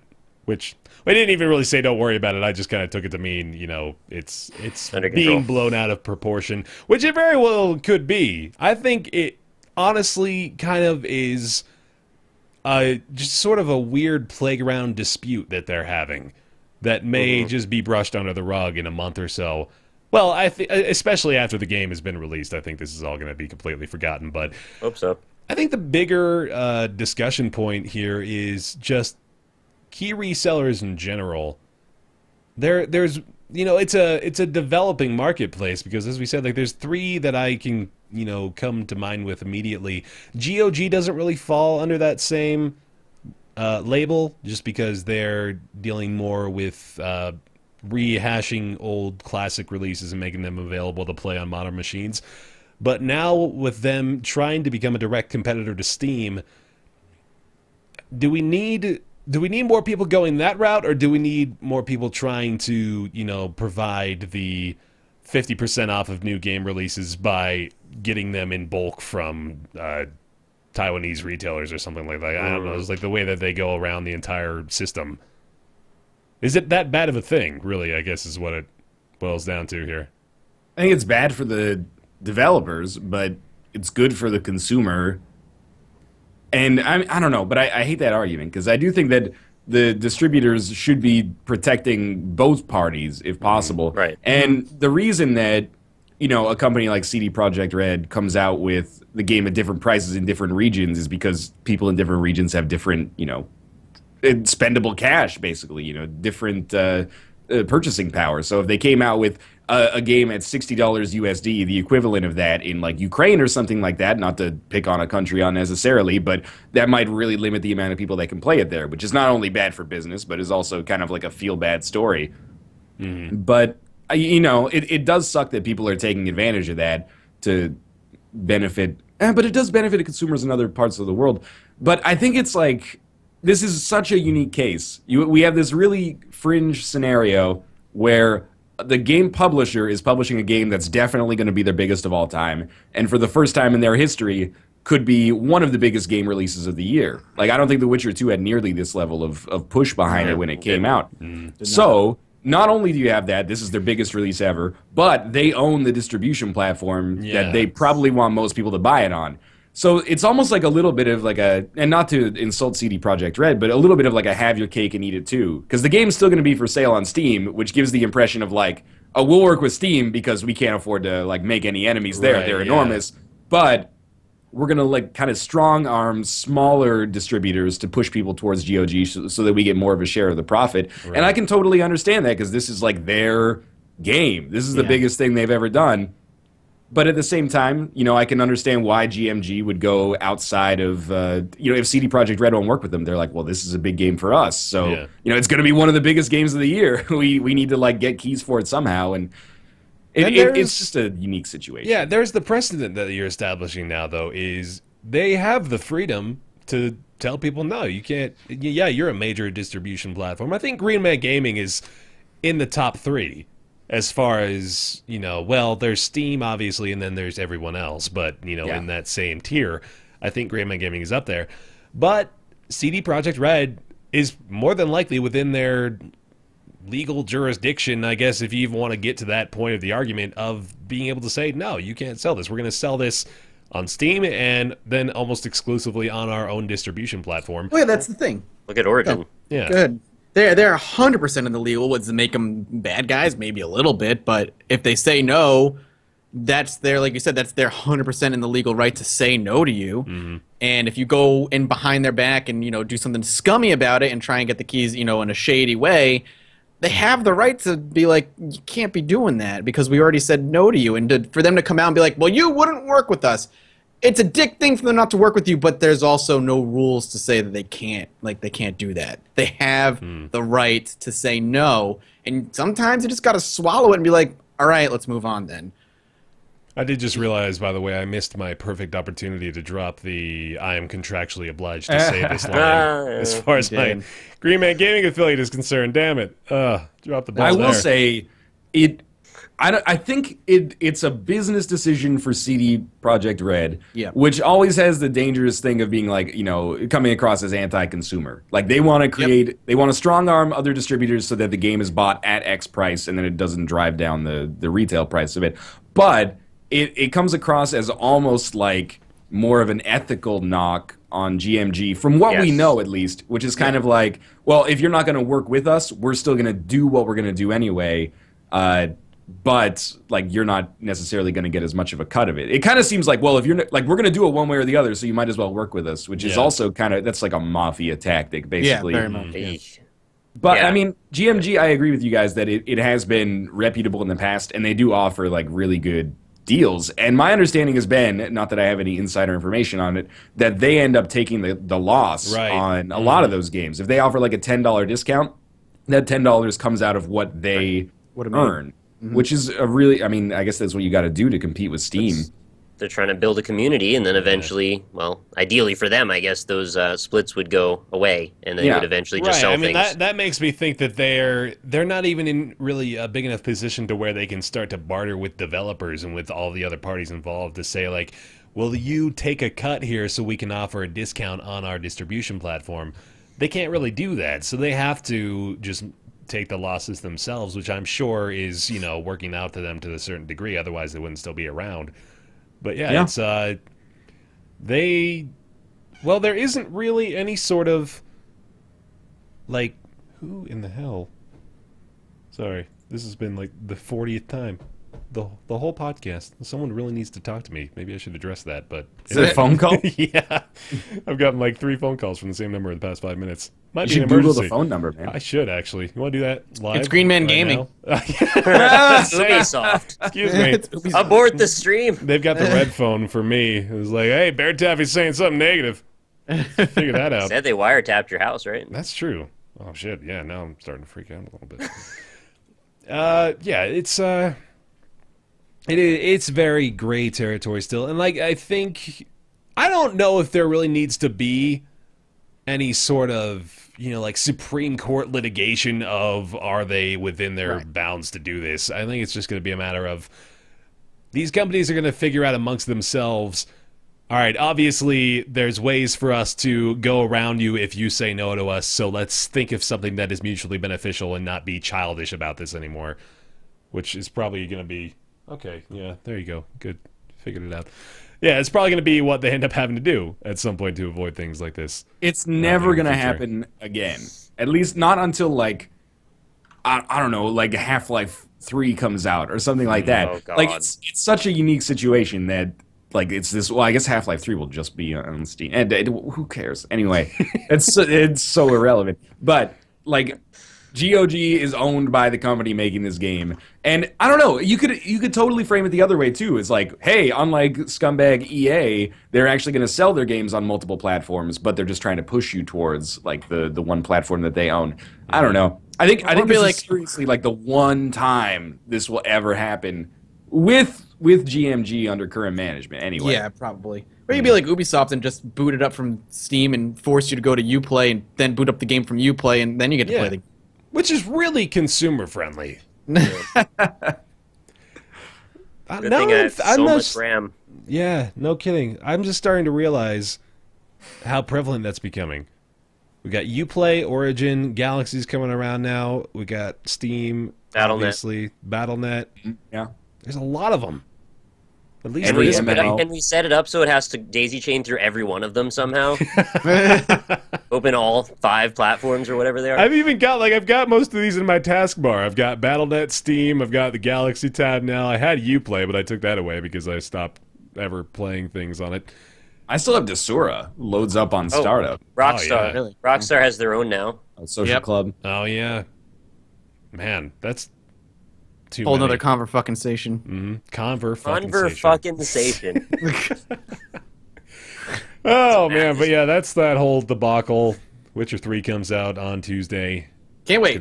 It's gonna be a fucking fantastic game. God, Let's be I honest. wanna It's play gonna it. be really great. Can't wait. All right, so World of Warcraft has lost 3 million subscribers this quarter, which they claim is to be expected, and I totally believe is to be expected. After they release a big expansion pack or new content or something like that, they get a big insurgence followed by a big decline, which is the biggest expansion pack they've released since Wrath of the Lich King, I think. You were going to Wrath say of the Lamb. Yeah, I know you were going to say it. It was in my mind. So the current subscriber count is sitting around 7.1 million. Last year at this same time, it was around 7.6. They've been peaking at just over 10 million subscribers ever since, I think it was about like Wrath of the Lich King. They've gotten around that territory. So they're hovering. Well, obviously, yeah, they were getting up there.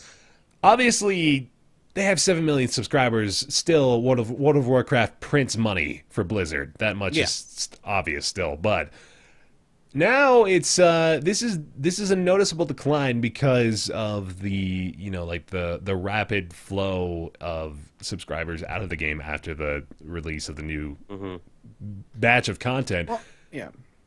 So here's the presentation of the two topics. A, is World of Warcraft going to be sticking around for much longer? And B, what does the scope of MMOs just look like in general these days?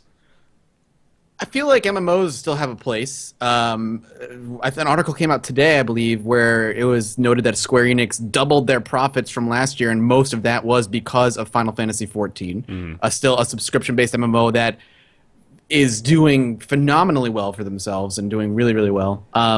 It's not as big as it used to be because a lot of the people who grew up with MMOs now have jobs, and the people that have the time to play MMOs are in a different gaming environment than we were 10 years ago. There's a lot more quick things to play. Dota, League of Legends, Heroes of the Storm. That's kind of taken the place of what MMOs used to be.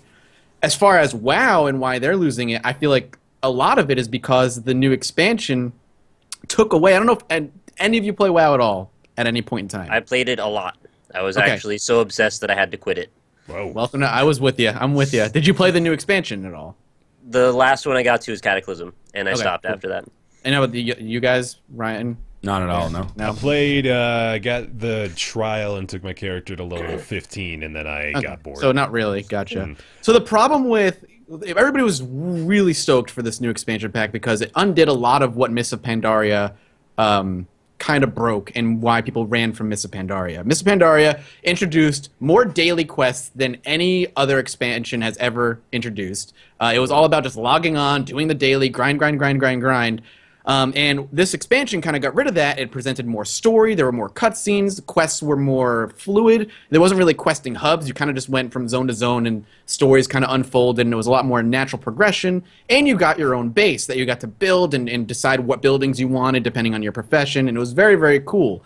The problem is, once you kind of upgraded your garrison, which was your base that you built, it quickly became apparent that the daily quests were replaced with kind of Facebook daily stuff that you did in your garrison instead. So every day you would go into your garrison and you would send off your NPCs to go do that. And the NPCs would take time and you would watch the timer go down until they came back and succeeded and brought you a reward. So instead of going out... Yes. So instead of going out and doing these daily quests, you would just log on, stay in your garrison alone because nobody else was involved unless you had them in your party, and you just go building to building, clicking on the NPCs, sending them off to do their tasks, coming back the next day, gathering the rewards, and then sending them off again, completely removing the big hub cities that they would have in every expansion where you would see other players and interact and go do things, and instead making it a very solo, kind of lonely experience where you just went and clicked on things, and if you were in a guild, maybe you would raid once a week or whatever it was.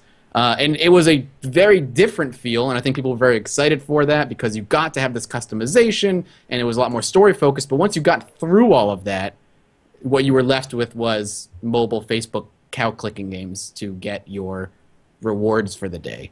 And people started really hating that. That makes me really sad.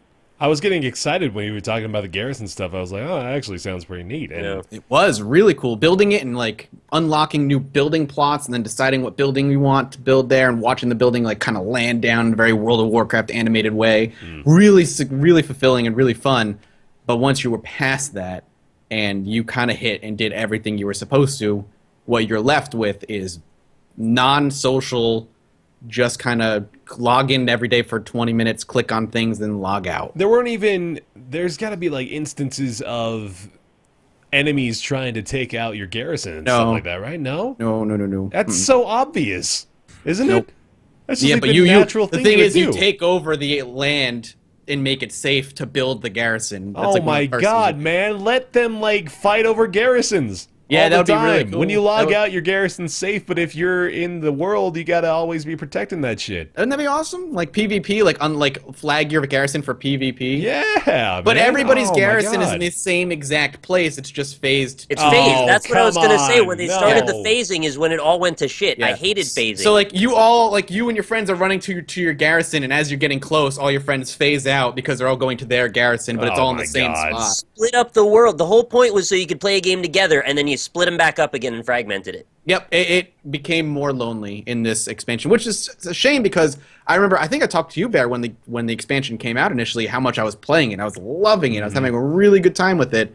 And then, like I said, over time you realize how lonely of an experience it becomes. I only hit the wall of go get this many of this thing for this reason. That was what all the quests boiled down to, and that was the point at which I was like, I don't really want to do this anymore. But, yeah, like, that just right away, I'm thinking of how cool that could be. Yeah. But it's not.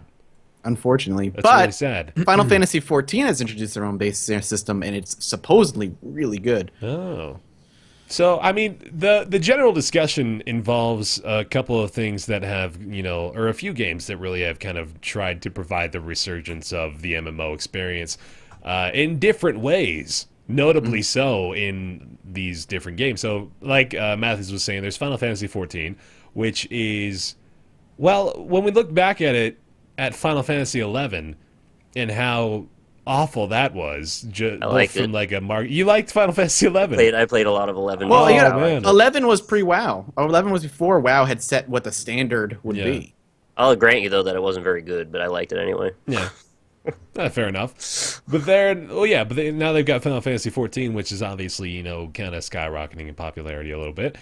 We've got the Elder Scrolls Online, which kind of just failed. It was it failed, really, I think, because it tried to do a lot of the classic MMO stuff, which is sort of where I'm basing the argument of that doesn't really work anymore in, like modern tastes of what people want out of games. And then there's things like Destiny, which are, maybe the definition of classic MMO is being stretched a bit when you consider Destiny in that tier, but it is very much, vying for the top spot now for MMOs in general. Like it had a huge release. The viewership on Destiny's announcement of the new content coming out, I don't actually know the name of it off the top of my head, but there were House of Wolves, I think. Something like that? Yeah, something like that. But there were 180,000 people watching that reveal on Twitch, which is a huge number. So, tons of interest still in that game. But yeah, it's kind of a landscape that's shifting a lot, and I don't know if MOBAs have a lot of relevance there. I was thinking about that when you brought that up, is like maybe the alternative that people are playing now. To be honest with you, I think the they have a relevance whole lot of relevance. They're cleaning up after all the people that are leaving WoW with their $10 skins on Heroes of the Storm. I mean, as someone who hasn't really spent that much time playing MMOs, please correct this if this is incorrect, but my perception of the MMO landscape is that it's a bunch of, like, this is going to sound offensive, but like a bunch of junkies that are kind of like looking to get back to that first high. Yeah. Like, has there been an MMO that people have considered great since 2004 that has also been successful? Not probably. They're all gone now. Yeah. I mean, I will completely admit that for the longest time after leaving WoW, I kept chasing the high, as you described it, by going to new MMOs and looking for the next big thing that was going to get me hooked in the world, and I was going to spend days playing the game. Never found it because it's impossible. Not even Lotro? I'm just kidding. I know. I played Lotro. I played Matrix Online. I've played, you name the MMO, and I've played a little bit of Conan. WildStar in there. WildStar. I definitely played Conan. I played Terra. I played some Rift. Rift. I tried to really like Rift. Star Trek Online. Star Trek Online. I played Star Wars Corridor. You know, I played that too. I played them all. Did you play DC any Universe, EVE Online, Mathis? I played EVE Online. Shit, I've tried EVE playing Online. EVE Online Wow. multiple times. I've tried playing EVE Online. I thought we were gonna break him. Yeah, shit, he's got it. You name it, I've Secret played it. World? Secret World, I tried. No. Really? I like it. Yeah, I played it. The thing with Secret World is combat, at least at the time, was messy as fuck. Damn. I've played so many MMOs in my lifetime. It was my shit back in the day. But the reason I use MOBAs and like why I think they're the thing that's kind of taking the place of MMOs is because those who grew up with MMOs, who really like them, don't necessarily have the time to invest in them anymore.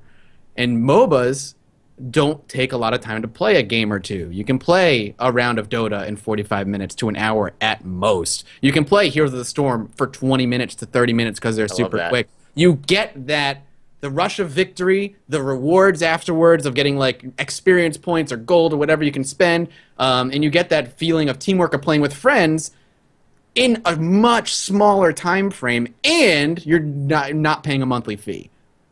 You don't feel. That was another thing that I really hated with MMOs later on in my life, is I felt like I was playing it because I was paying for it.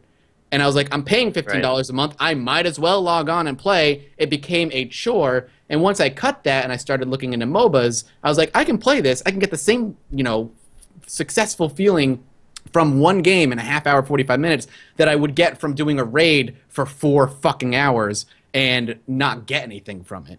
And I think in a world where kids are growing up with League of Legends and Dota and stuff, that's what people are playing more of. And not saying MMOs are going to disappear, but you can see there's different design decisions when it comes to them now. They're structured like micro MMOs. I mean, the whole premise is that you level up really quickly with your team, and then it's over, and you start again.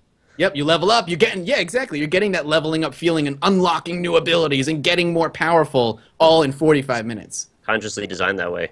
Yeah, oh yeah, for sure.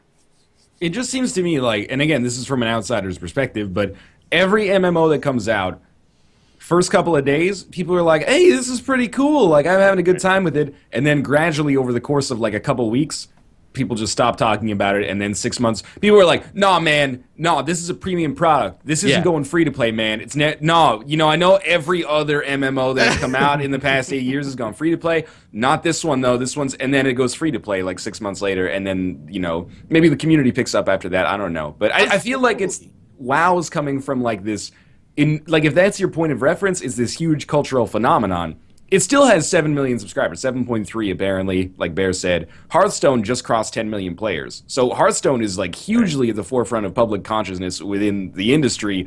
WoW is still like 73% of that, and it's 11 years old. I'd be curious to see once Heroes of the Storm comes out, what kind of player base they're going to garner. Never doubt Blizzard. I think is the axiom I'm sticking to. And I'm guilty of that too, like what you said, Ryan, of playing an MMO for a couple of days, be like, no, this is great. It's it's a premium product that does this, this, and this differently.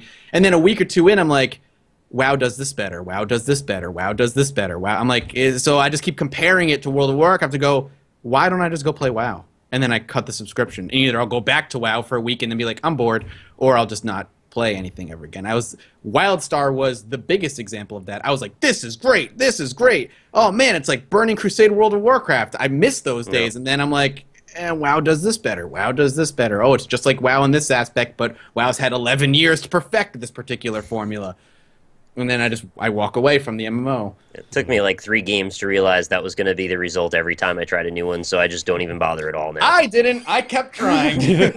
I kind of feel like MMOs, as we've known them in the past, as this huge force in the industry, are kind of dead, with the exception of WoW. The perception right now being that it's waning a little bit. Yeah. But, like, you remember, like, that was the game everybody wanted to make. We made fun of it, like, a couple of years ago.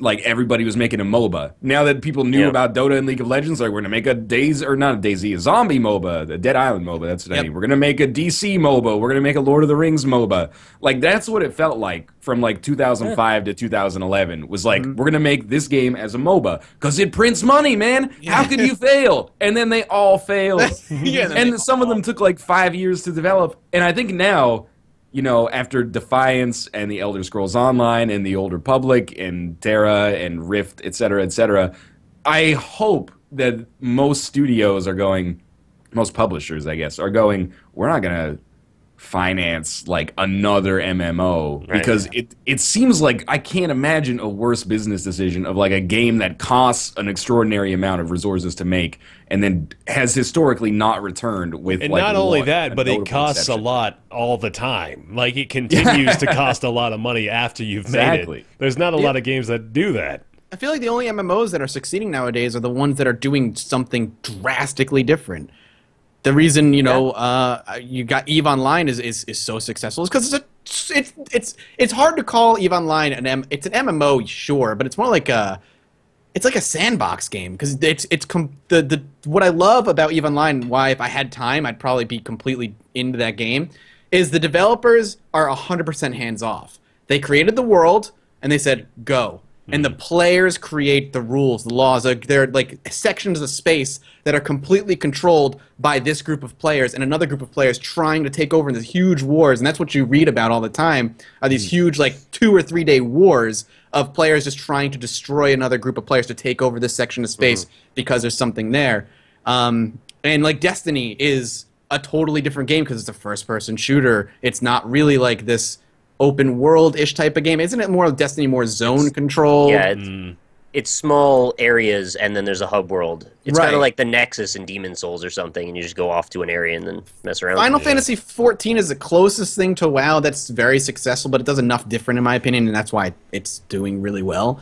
But any other MMO that comes out that is trying to be WoW, and you've already listed a ton of them, flop, because you will always look at it and compare it to World of Warcraft and go, WoW does it better. Well, the publishers all thought, like, hey, even if we just do the same shit as WoW, if we bring our IP to this, we'll be successful because we know our IP is amazing. So it's like Star Wars tried it, fucking Lord of the Rings tried it, go on down the list. They found out eventually, even Elder Scrolls, like, we can't just make this based on our name alone. Yep. How crazy is that? That, like, Final Fantasy made it work. All it took was, you know, 30 years of goodwill and fairly consistent positive releases, one of the most beloved franchises of all time. And then, like, releasing it, having people hate it, put it back in development for 3 years, and then come out with it again, coinciding with the release of a major new console. The Final Fantasy XIV before and the one out now are they're totally different games. From the ground up, totally different. Regarding EVE Online, too, is my favorite old adage of... EVE Online is the most interesting game that I never want to play. It's Dwarf Fortress for me. It just becomes just like a series of Excel spreadsheets at some point. Of like, you see all these epic battles. That's the highlight reel. But really, like, there was 14 hours of planning and economic distribution that went into that fight. Specialists working all night just to figure out. I remember talking to the developers when I was in Iceland. One of the cool things Paradox did for me and the guy I was stuck there with was set up an office tour of CCP and to see their, like, talk to the developers and hang out with them. And that was the thing we discussed is, like, 90% of EVE is the planning, is the resource gathering, is the building of the empire. The exciting 10% that the world sees is the wars and stuff. And, like, 90% is that boring shit that people do, but it makes that 10% so much more thrilling and adrenaline rush because you could lose everything. You invested so much into that moment, and then it all just goes up in a blazing ball of fury.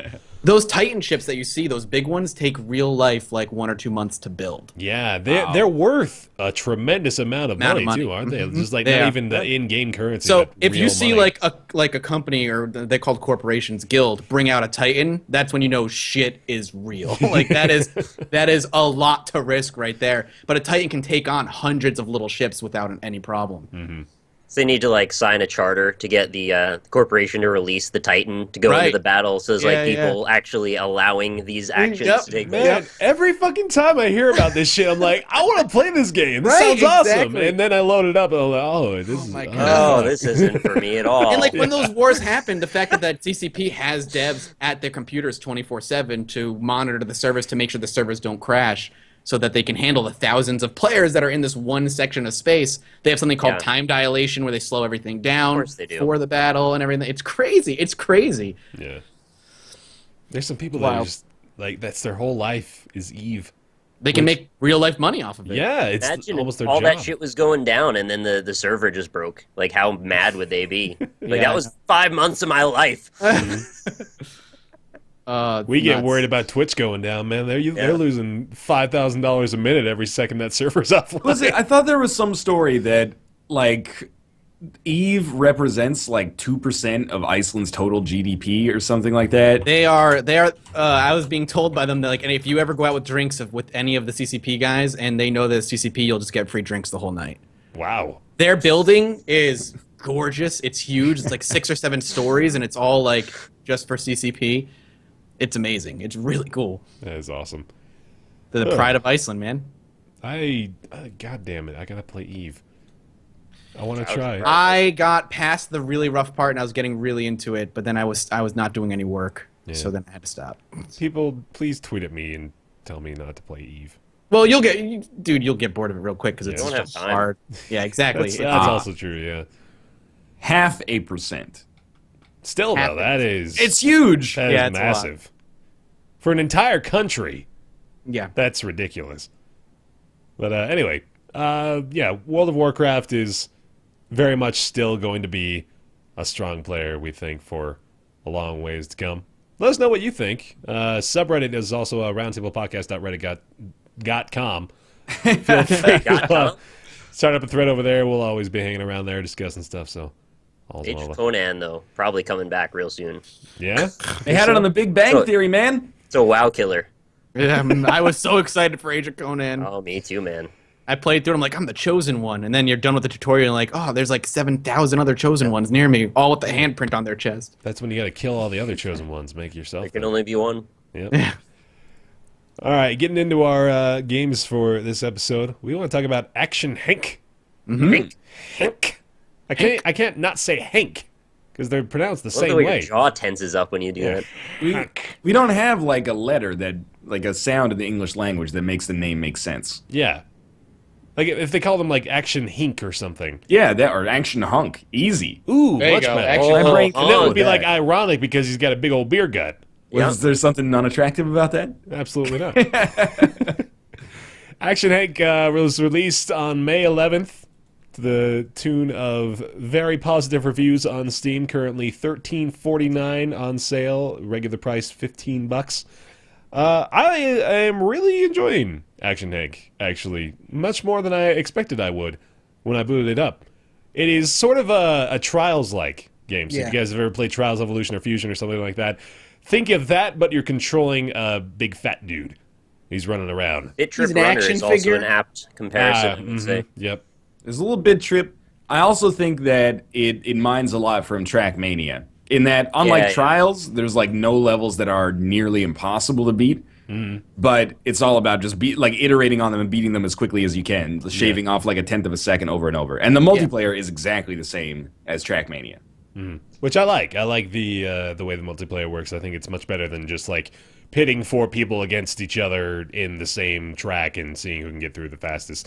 Because the tracks usually only take like 30 to 45 seconds to complete. At most, yeah. Yeah, like that's the higher end of it. Some of them are as low as like 20 seconds. I also had to make sure I was 0.2 seconds ahead of Ryan on the overall leaderboards of the game before we started the show. Leaderboards do it, man. I recorded when I was ahead of you. That's the only thing that matters. It's that's bullshit. Now. I'm going to have to... I have video evidence. I've got images. One day. We'll complete all the levels, and then we'll see who's on top. But anyway. So it's got like these action figures from the 90s that you play as. That's kind of the appeal to it. I really like the way that the levels look and feel, too. So you're going through it, and you're sort of racing on almost, like, race car track. plastic blocks slides and and stuff and yeah, toys, just like all mixed together. all the old classic toys that kids would play with in the 90s. And the rooms look so cool too. It's like it's got all those different vibes to them. Like some of our, disco party rooms, and then some of them are classic with the toy box in one corner and there's a little tube TV in the other. But it works really well with the aesthetic because it allows you to kind of see the rest of the level going around in a loop. It's on a 2D plane, but you can see sort of like on a cylinder kind of yeah, turns around. yeah. In the future, like you can tell what's going to be happening later on down the stage. But well, I think the biggest appeal to me is that it does control really well. I think it's very fluid. It's very responsive. You can. It's tricky to learn a lot of the quote unquote advanced tactics of the game. But that was like the laziest quote unquote I've ever done. Hit both fingers individually, kind of there. It was like quote unquote. But yeah, it's I've been having a really good time with it, and I think it does everything it wants to do quite well. Yeah, I've been having fun with it. I remember looking at it way back when the early build, or was it early access that it came out on, and saying I really think it's going to be fun because it was already pretty replayable at that point in time. I get frustrated with those games though because unless I'm perfecting the stage, I'm not going to stop playing that stage. So I don't make a lot of progress very quickly. It's fun. Yet you are behind us in every single stage you've played thus far. Even me too. Actually, I just played some this morning and I beat you too. Nick didn't even try to kick your ass. I beat you motherfuckers today. I would go back. Yes? I took first place off you guys. All right. Some of the grappling hook levels. Friendly rivalry is always good. Yeah, but it's fun. I like it. It's like you said, Bear. It's responsive. It's fluid. The imagination is really cool. I like being able to jump over big pits and see the floor becoming lava, which gives you the imagination that you're a kid playing with this toys. It's really fun. Mm-hmm. There's not much to say. Yeah, it's a level editor, level hub. Yeah. I will never use a level editor. I will. This is one of the games that may kind of. I'm probably not going to use it either, I'll be honest, but I'm thinking about it, which is higher up in the tier list than a lot of the other ones I've played. Yeah. I think it's really good. Like you guys said, I really like that the levels are short, so, part of the, not problem, but part of the frustration in a Trials game is when you get to those tracks that are like 2 minutes long, and if you make one mistake, you have to go back to the start. Yes. And then 20 tries might take you a half hour. Action Hank is a little faster than that, which is nice. It's not as frustrating. I like that it doesn't have any super puzzly levels. Like, there's very few times where you're like, I can't beat this level. It's usually like, I can't figure out how to get up to that high track, which means I can't set a great time. Yeah. But you're never actually like inhibited in your progress. Yeah. That being said, I think I'll be a dissenting opinion and say that I don't think the game looks particularly good. Like, for me, at least like the art design and stuff like that and the references to action figures and that kind of culture from the 80s and 90s I think is really cool and inspired, but I think it kind of looks like a PS2 game. That's probably not fair. I wouldn't go that far, but I can see where you're It looks like from. a Unity game. But Yeah. I think that's why I think it looks good, because I think plastic action figures fit that really plasticky look that a lot of Unity games have. You think they did that on purpose? They were I don't trying to know. make something like really Purpose, high but- def, and they ended up with these blocky characters. Like, fuck it, let's just go with the 90s action figure style. The only dissonance that I feel is going with the fact that we're dealing with action figures and toys, but yet the movement feels super fluid and organic, where, looking at that character, you would think, hey, this will probably feel stiff, and it doesn't. So I'm glad that it doesn't feel stiff, and in fact, I love the controls. They feel fantastic, but maybe it does feel a little bit off given what you're looking at. You think that's anything? Yeah. I don't know. For me, it's not like that dissonance. I just think that the textures don't look that good, which is normally something that I don't get that bunged up about. But I was playing at 1920 by 1080, and I was like, it looks a little blown out. Like, it doesn't look bad necessarily, and it is charming with its direction. But I don't know.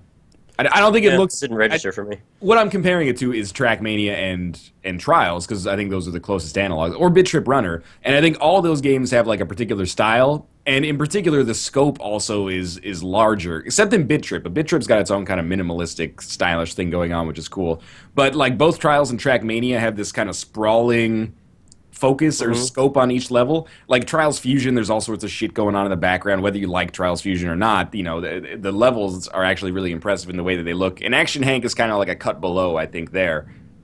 There's stuff in the backgrounds too, actually. In this, there is, but it's less impressive, and like it's kind of just like, oh, there's a reference to Tony Hawk's Pro Skater. There's the sticker with the Unity logo and stuff like that. Like there's cool references and stuff like that. But Trials has like some crazy shit happening in the background. You know, like an alien invasion going on just sitting behind you. And the other thing is, I think, and I still really like Action Hank, but if you're comparing it to Trials, I think the physics feel floaty, and like I never really have a sense for how much my character weighs. Like when I play Trials, like I can feel the bike. In this, I'm kind of like, I don't know. I don't really feel like what you mean. A dude. It feels like it's very hard to describe, but it's not as satisfying. It's not as weighty as something like, you know, like the bike in Trials, but it's still a good game.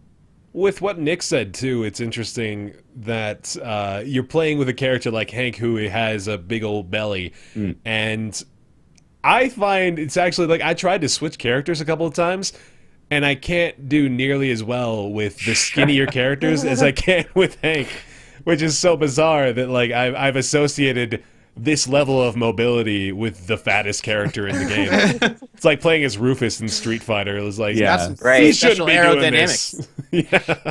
This man does not belong in these positions, but I suppose I'll learn to live with it. It's a great quote. This man does not belong. Yeah, take that out of context a few times.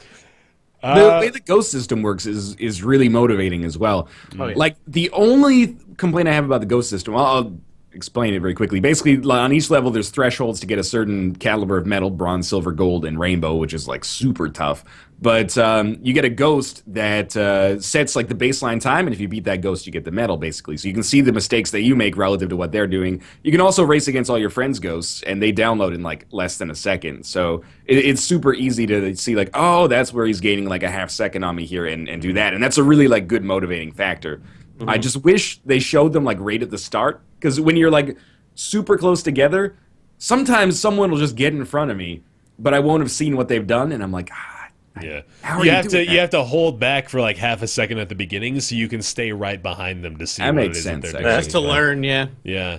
But they also have the leaderboards that allow you to download the replays of anyone on the leaderboard, so you can watch the #1 guy, who is this guy named Quartzy, for pretty much every level. They even have a little message built into the loading screens on the game that says his Quartzy's still in first place. And I saw that, actually. Yes, he is. But yeah, it's cool. They've got a lot of really good leaderboard functionality and all that stuff. They everything that you could expect out of a game like this, they do, and they do well. So with that to its credit, polished. It's pretty. It's fun.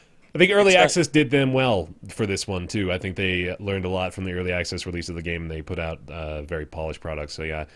We all, Ryan hates it, but we all think it's great. I like it a lot. Good job, I like Ryan. it a lot, but I will say that it's weird because my baseline for this is exclusively like games that are the same price published with a huge amount of resources behind them. Right, yeah. Like, if your baseline is Trials, I wouldn't say you'd be disappointed, but there are some things where I'm like, Trials does this a little bit better. Trials is a little bit more, refined in this area. It's still really good, but if you're coming from that baseline, and that's not a reason not to get it if you're interested. In fact, if you like the Trials games, I would recommend this more, because it's something like, it's a style of gameplay that you're going to be, automatically kind of able to understand it and enjoy. But I don't think it necessarily beats the Trials games. That's just my piece on that. Yeah, that's fair. Except maybe Trials Fusion. Oh, come on. I love Trials Fusion. It's the worst. Well, it's not the worst one. It's worse than Evolution. Maybe. I want to fight you on that, but okay. $15 released, available now, out of Early Access. Action Hank. We'll have a link down below. At least I will. I'll give it to him too, so yeah, we'll have it. Next on the agenda today is Invisible Ink. It's the new one by Clay. This one was in Early Access as well. Like came a year and a half, Yeah, so it's been around for a little while. Finally out, the full release, now available on Steam, currently 10% off. Normal price $20. It's now $18. Came out on May 12th out of Early Access. It's got the Clay art style, for sure. Well, maybe a little bit different, actually, for this one. I think they... well, they didn't break out of their shell, but it's, it's a bit more humanized, I think, for this iteration. It's stylized 2D art. It doesn't look like a Tim Burton movie like Don't Starve does. It doesn't really look like Mark and the Ninja, but it does. It's definitely, clay. You can look at that and you can think clay. That it doesn't look like Shank, but it looks Shank-ish. It's a Shank-like. Shank-like. Yeah.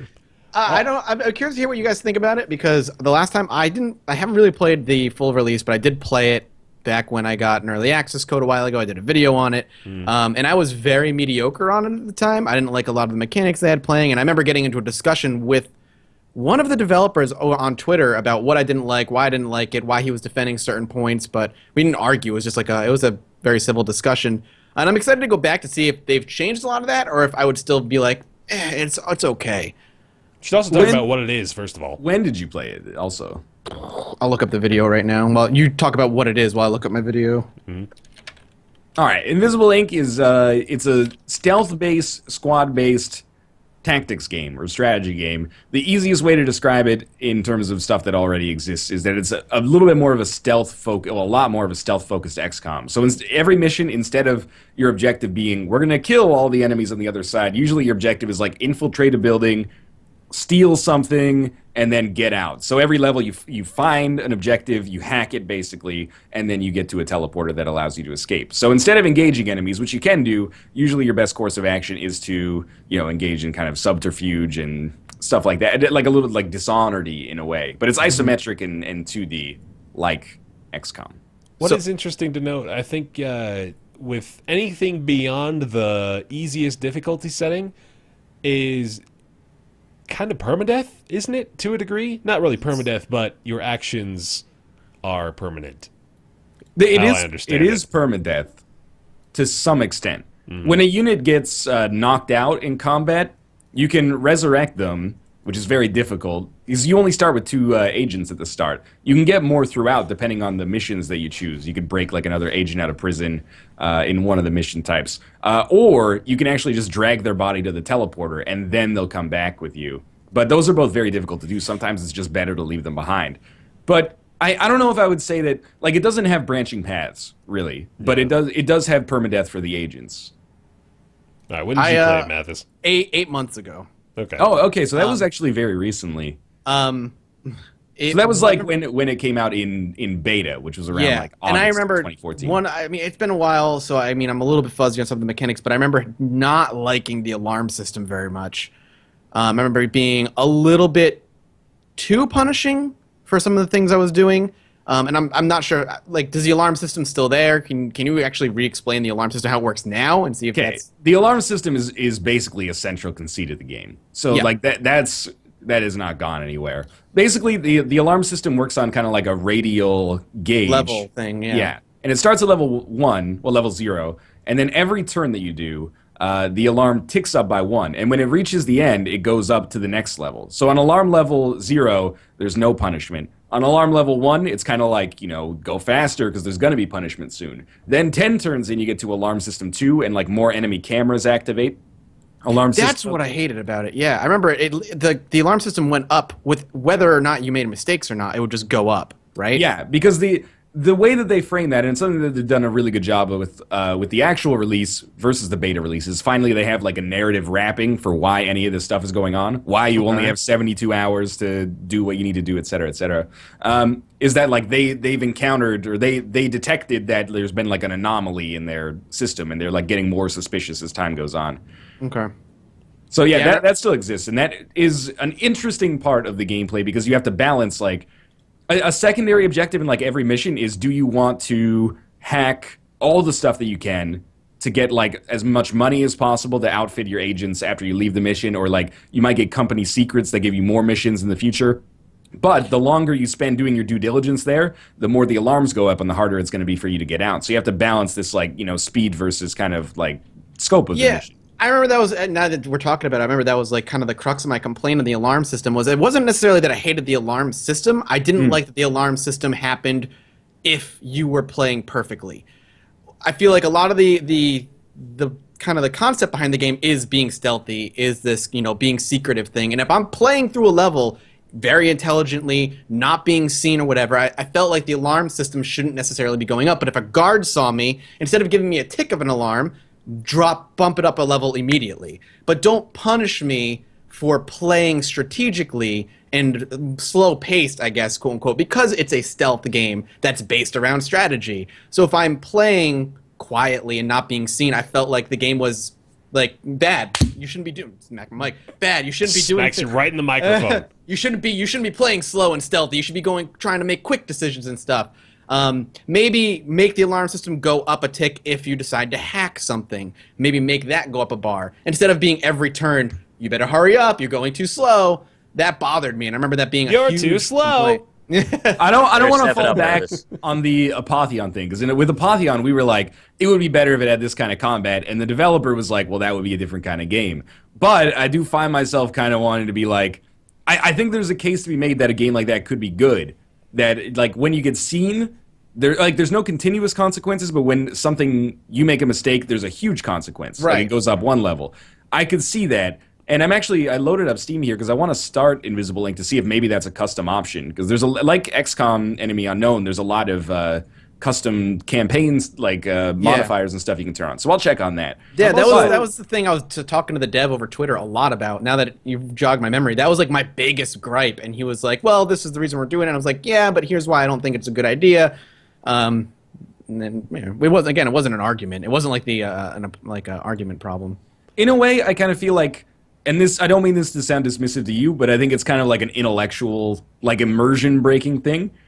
Yeah, I think, like, as a game, the mechanics work really well from my perspective, at least. Mm-hmm. But I agree that it sort of doesn't make intuitive sense that if you don't do anything wrong, people notice you still. But they don't, I mean, you can still work around it and be, like, totally ghosty. And the conceit that they give for it is that you basically teleport into their building. So, like, they saw some kind of, like, energy anomaly. But it's all arbitrary either way. Yeah, that's, you know, like, they could say, like, they didn't detect an energy anomaly, or they could say, you know, whatever. Okay, I'm going to see. I'm on here. Alarm, when guards KO, alarm multiplier. So you can turn the multiplier on the alarm up, but I don't think you can actually change... You can make your problem worse, Mathis, if that's what you're interested in. Yes! You can make the alarm easier. Oh, no, you know what? There is an auto-increment alarm. You could turn it off. Turning this off will still allow the alarm to increase, but it will only move when it is triggered by some event, such as a guard being killed or an agent being discovered by a camera. Hey, there you go. Pretty much exactly what you asked for, but you'd probably have to fuck with the other multipliers or modifiers. I would want to be punished harder for fucking up, as opposed to be incrementally punished for not doing anything. It's like, you get seen by a guard, you knock a guard out, bam, immediate level up or whatever, as opposed to be like incremental. But I'm glad they actually put that in there. That's cool. That allows you to play how I want. That's probably how I will end up playing. That allows you to play how Mathis wants, which is what we all want, surely. Right, exactly. I'm trying to think of other turn-based stealth games that we could compare this to. I'm drawing a blank in that genre. I haven't played it, but is there something like Stealthy and Shadowrun? I always got the vibe from it that Shadowrun is... it's got... I wouldn't even really put them in the same ballpark, honestly. Like, I think there are... I recall playing a couple of kind of stealthy parts of Shadowrun, but it wasn't, you know, like this is a game based around stealthily moving around and not being spotted sort of deal. But Shadowrun definitely has a... What was that? The old Syndicate, maybe? Didn't play that. Assassin's Creed Syndicate? Yeah. Right. That's the old Syndicate. Yeah, the old Syndicate. No, I want the new one now. It's the reboot now. What was Syndicate? It was like an old corporate espionage game that got a pretty big following over the years, and eventually that's when they rebooted it into a gritty first-person shooter, of course. Yeah, okay. I think Syndicate has been listed as an inspiration for Invisible Ink, but I haven't played it myself, so... That's where I saw the parallel. Hey, this is something cool that I didn't know, actually. All Mark of the Ninja owners get a 20% discount on Invisible. Look at that. That's cool. So I really like Invisible Ink, and I played probably I won't, come up with a guess. I'll just look here when my Steam library actually loads. But I played probably 5 or 6 hours of it in its beta version last August, and I really liked it then, but it was missing, like, the things that tied it together to make it a game that was good, basically. It was a sandbox for mechanics, which was cool. But now that those mechanics are kind of overlaid with the narrative and there's more of a progression system in the campaign, I really, really like it, and I'm intending on playing like the campaign multiple times through, because it is the thing it has over or different from something like XCOM Enemy Unknown is that the campaign is seriously only maybe 4 hours long, 5 hours long. Right. So in a way, it's almost like, what Isaac does to a traditional RPG, that expedited kind of progression through it, and it cuts all the fat basically, and is just all about that meat. It's kind of like that, and I beat it on beginner, and it was tense but relatively easy. And now I'm going back on experienced, which is like the intermediate level difficulty, and it's much harder. But it's a lot of fun. I would really recommend it, and it really does scratch that kind of like Splinter Cell niche, like Mathis was saying. It sucks that the game kind of rushes you.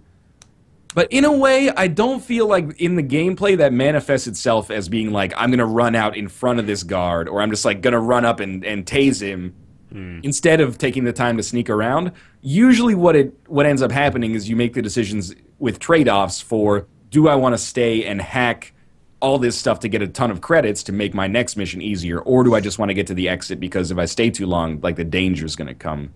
It's going to mount too much. Danger zone. Exactly. So, I don't know. I really like it on default settings, but I agree with Mathis. It's cool that they have the ability to modify the gameplay like that. And it scratches that Splinter Cell itch when you, like, make a plan and you actually execute it without being seen and you get out. It's like, it's really satisfying. You're like, I outsmarted the enemies. I'm rambling here, but also I like that it's like Mark of the Ninja, where it's a stealth game, but none of the mechanics are obfuscated. It's really clear. Like when you look at a camera, you see on the tiles on the ground where the camera can see. So in something like XCOM, you're like, okay, I'm going to take, and I love XCOM, but you're like, I'm going to take a unit and run it out into the open and hope that this alien over here won't be within their field of vision. Invisible Ink doesn't work like that. You really can look at it and make a plan and be like, okay, the camera will see here, but there's blind spots around it, so I can sneak like blind spot to blind spot and get around. And then this guard takes a patrol pattern through here, so when he walks by, I'll move to this blind spot, and then I can actually sneak out without him knowing that I'm there. It's cool. It's like Mark of the Ninja in that it's very easy to see how elements will interact with one another, and then make a plan that works on that. I'm pretty damn impressed just overall. I just started thinking about this. Clay's track record, they've got a pretty eclectic range of games that they put out now. They've got Mark of the Ninja, the 2D side-scrolling ninja stealth action game. They've got Shank, which is obviously crazy in and of itself. They've got Don't Starve, which is totally different from either of those two. And then they've now got Invisible Ink, which, as I just mentioned, is a genre that I don't think is really occupied by many other games at all. And they're doing really well with all of them. So that's quite impressive for just a single developer. But yeah, Invisible Ink is... I like it as well. I haven't played nearly as much, but I'm looking forward actually to playing a lot more. I think it's going to be a really good time. What's also cool about Invisible Ink is that you have your choice of missions at all times, and there's like 4 or 5 different kinds of missions based on the companies that you're kind of like stealing from. So there's like a security company and like an administrative company and then like a prison company. And when you go to a mission that is overseen by the security company, like the enemies are different. They're going to be like heavily armored units. And then there's a like biotechnology company. When you go there's going to be like augmented units. So like the soldiers might have built-in heart rate monitors or something. So if you knock them out, then it raises the alarm level. And then the cybernetics company is more likely to have like robotic drones. The drones are like, you can't knock them out, at least not with the weapons you start with, but you can actually hack them and then use the drones to like scout throughout the level. And they might be outfitted with like an assault rifle you can actually use to murder the other guards on the level. So it's got kind of like a Deus Ex, like original Deus Ex thing where you can kind of like hack into these security systems and use them against your enemies, which is really cool. And based on the company, you get different rewards. So some missions are like money focused, you get a lot of money. Some are like prison breakouts, and if you break someone out, they join your squad, so you'll have 3 people instead of 2.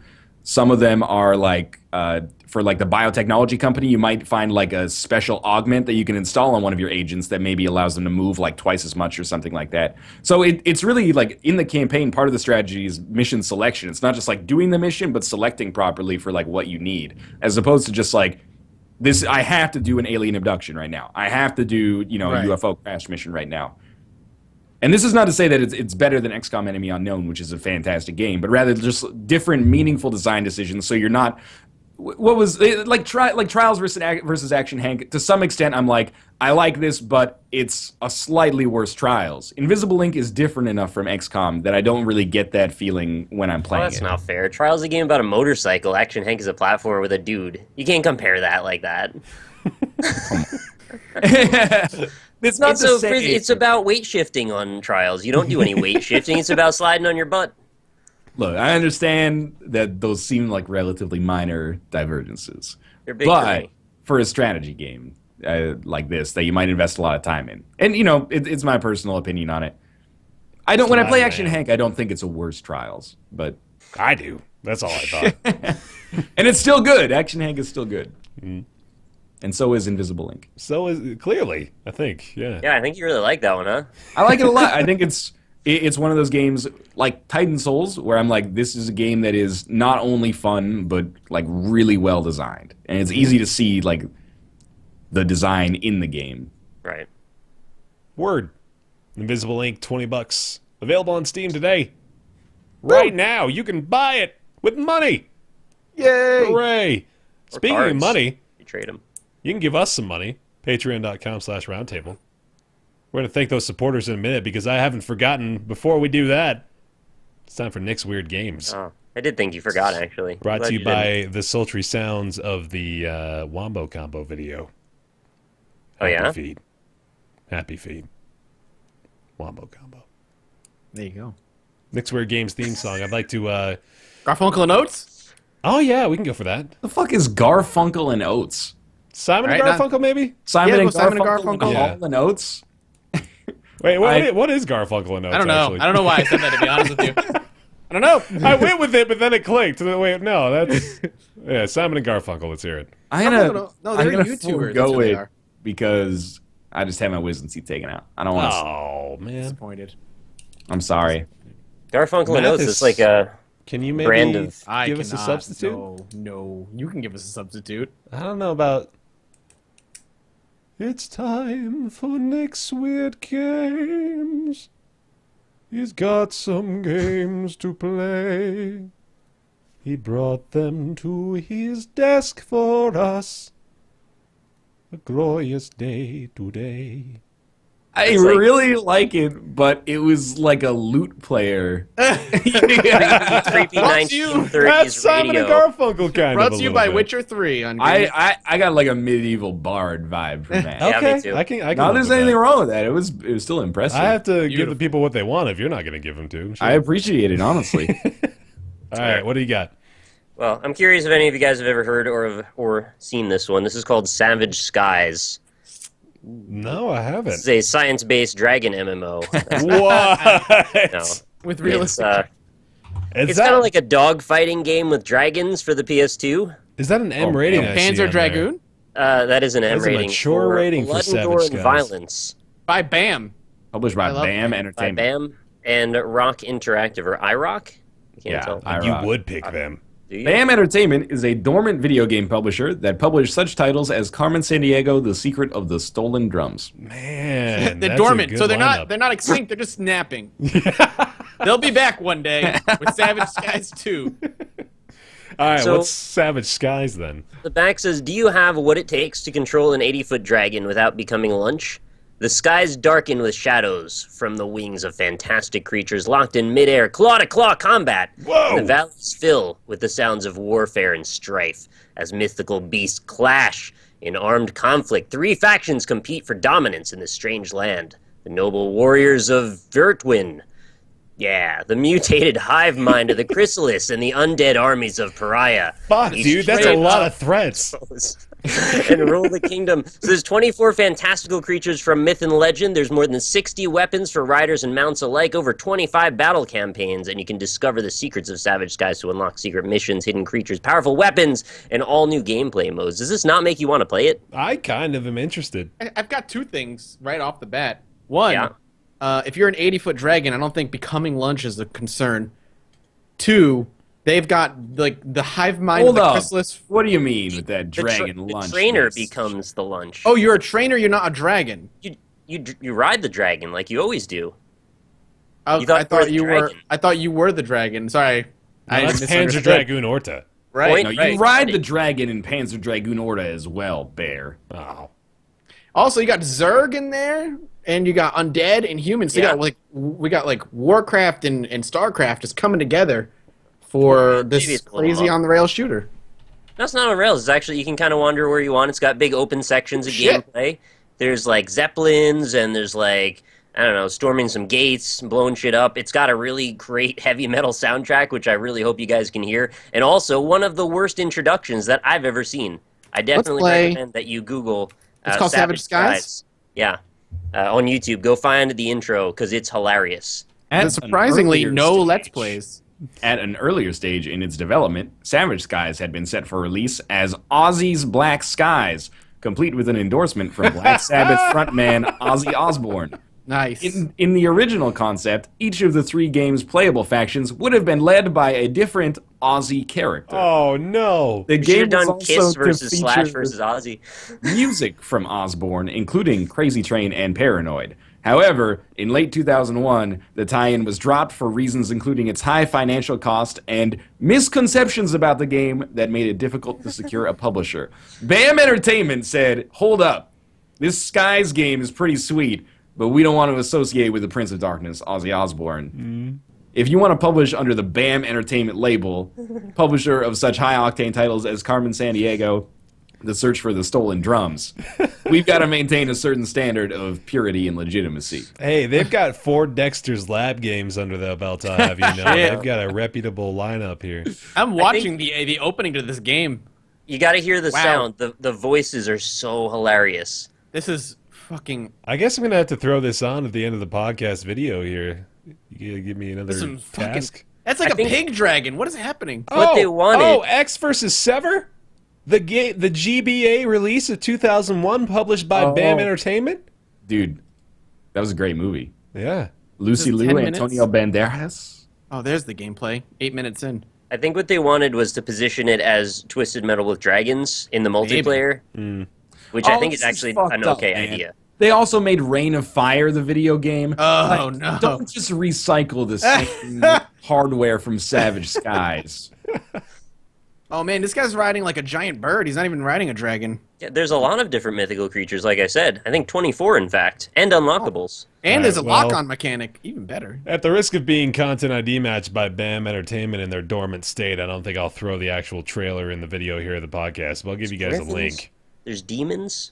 I'll give you guys the link down below. This is wild. This is a wild game. Who wouldn't want to play Savage Skies? BAM Entertainment published the A Sound of Thunder game based on the movie, based on like the Ray Bradbury, the GBA one, right? Story, yeah. They're like I played that. It's not bad.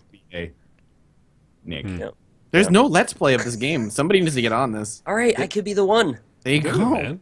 The game's criticism focused on the password-based save system and praise on the single cart multiplayer. The single cart multiplayer. Single cart on a disc. Kotaku said, yo, I don't like this password-based save system, but the single cart multiplayer is pretty impressive. Thanks, Kotaku. Gave it a yes, conditionally. That is Nick's Word Games, and this is the Roundtable Podcast, episode 8? I don't know, man. I don't... After like the first 5, yeah, you start to lose I think it's episode 7. Is it? I think so. Let's look at iTunes. You can subscribe to us on iTunes. Also, give us a review and a rating. The reviews don't mean much, but the ratings certainly do help, so we appreciate any of those. Also, this is episode 7? This is definitely 8, man. I got 7 here. Oh, yeah, you're totally lying. I'm lying? I'm looking at the wrong... Way to be a Dumbo. Big fat, stupid dumbhead. Mathis. Wow, you don't have to get personal. Twitter.com/roundtablepcs where you can go tweet at us. You can also go to roundtablepodcast.reddit.com for all the discussion about the episodes and all that. Patreon.com/roundtable. We want to thank the patrons for this episode at the $5 tier and above. Even if you can just give us $1 a month, that is incredibly generous and helpful, and we thank you very much for it. Patrons this episode include Max Pillin, Garrett Stewart, new member at the $75 tier, who I have to give some sultry tones of the Wombo Combo video to upon his request. Christopher Flagg, Casey, EP Diablo, Sweetheart, Kevin Walker. That's cute. Alexander Spillman, Jonathan Graham, Jeff Rush, Robert David Bradley, Matt, Julian Avelsgaard, Hired Help, Caspian Crawdad, Kevin Birkland, Connor Littlewood, Rumble Muffin, Maximilian Messerschmidt, Sir Murphet, Logan Ray, Ignacio, A1 Base, David Taraoka, The Deacon, Mr. Scribe Monkey, Christopher Kuo, Will Van der Koy, Hunter DeLacy, Brandon Bennett, Rhiannon, OIC Mudkips, Simon Iriala, Demius, Gibonis, Christopher Farmer, Garju, Batman 9502, Kaj, Star Copper, Eroticals, Vandervet, first name I don't know, Grace Card, Peter R., Thomas Cashman, Michael Gilbert, Unix, Sebastian Iorga, John Morrison, Michael Gray, Justin Positron, Brizzlebrip, Saint City Riot, Scott Colin, Music of DP, Jesse Warburton, Chris Hauer, Jonathan Bloodworth, Hiro Alato, ZHXB. How would you say that phonetically? It's actually a CD Projekt Red. Yackers, Jonathan Collins, Levi Robertson, Pile of Bunnies, Solon Carter, Modest Ponin, Dragon Slayer, Doppelganger. Still one of my favorite names to say. It just feels so good coming out of your mouth. J. Kyle Pittman, Fred Durst, Michael Schwader, Andreas Dimebacher, Doylam, Suicide Prinny, Zmod, Wolves at My Door, Tobias Dushpol, Eric Heinrichs, Dylan Kaj, Tobias Klaus, Salty Onion, Chris Ramakel, Grimbo, Andrew James Schmidt, Chris Bunch, Graham Alarton, Will Bailey, Duck Souls, a woohoo! He actually has that as part of his name. I had to say it. It's in parentheses. Kelferter, Sam B, Christmas 95, Titan, Luke Chen, J.H., Paul, Nathan Wood, Rusty Hole, Chris Davies, Konstantinos Cherdonis, Jose Estrada, Benjamin Mickelson, Jordan Yarandi Poor, Sebastian Morin, Barcelo, Cooper Williams, Marvin Peach, The Awakak, Julian W., Lucas Sidling, Dudoc22, Jack McAteer, Jack Akar, Doug Rivet, Hammerschnitz, Tom Reese, Hugh Perry, and Big D Dockin' Dude. Big D Dockin' Dude. That is a nice list. Thank you, everybody. Yeah, thank you. Nice list.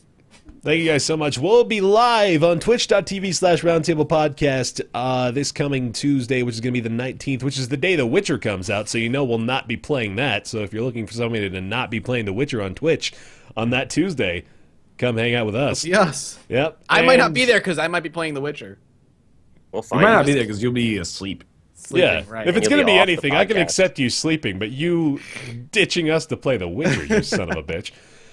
And I think that's all. I think we got everything. We're good. We're good, right? All right. I have to make sure because I've been Check known the list. I checked it twice. I'm Then gonna you're find good. out who's naughty or nice. Santa Claus is coming next week. Oh, I Tuesday. wish it's too fucking hot here. Next episode will be the 29th of May. That'll be We'll have to episode record that 9. earlier. We will. Normal. Yeah, so get ready for another out-of-date Roundtable podcast. Hooray! Hooray! All right. Woo! Thanks for watching, everybody. Thank Or you. listening. Yeah. Yeah. Bye, guys. You're all pretty good.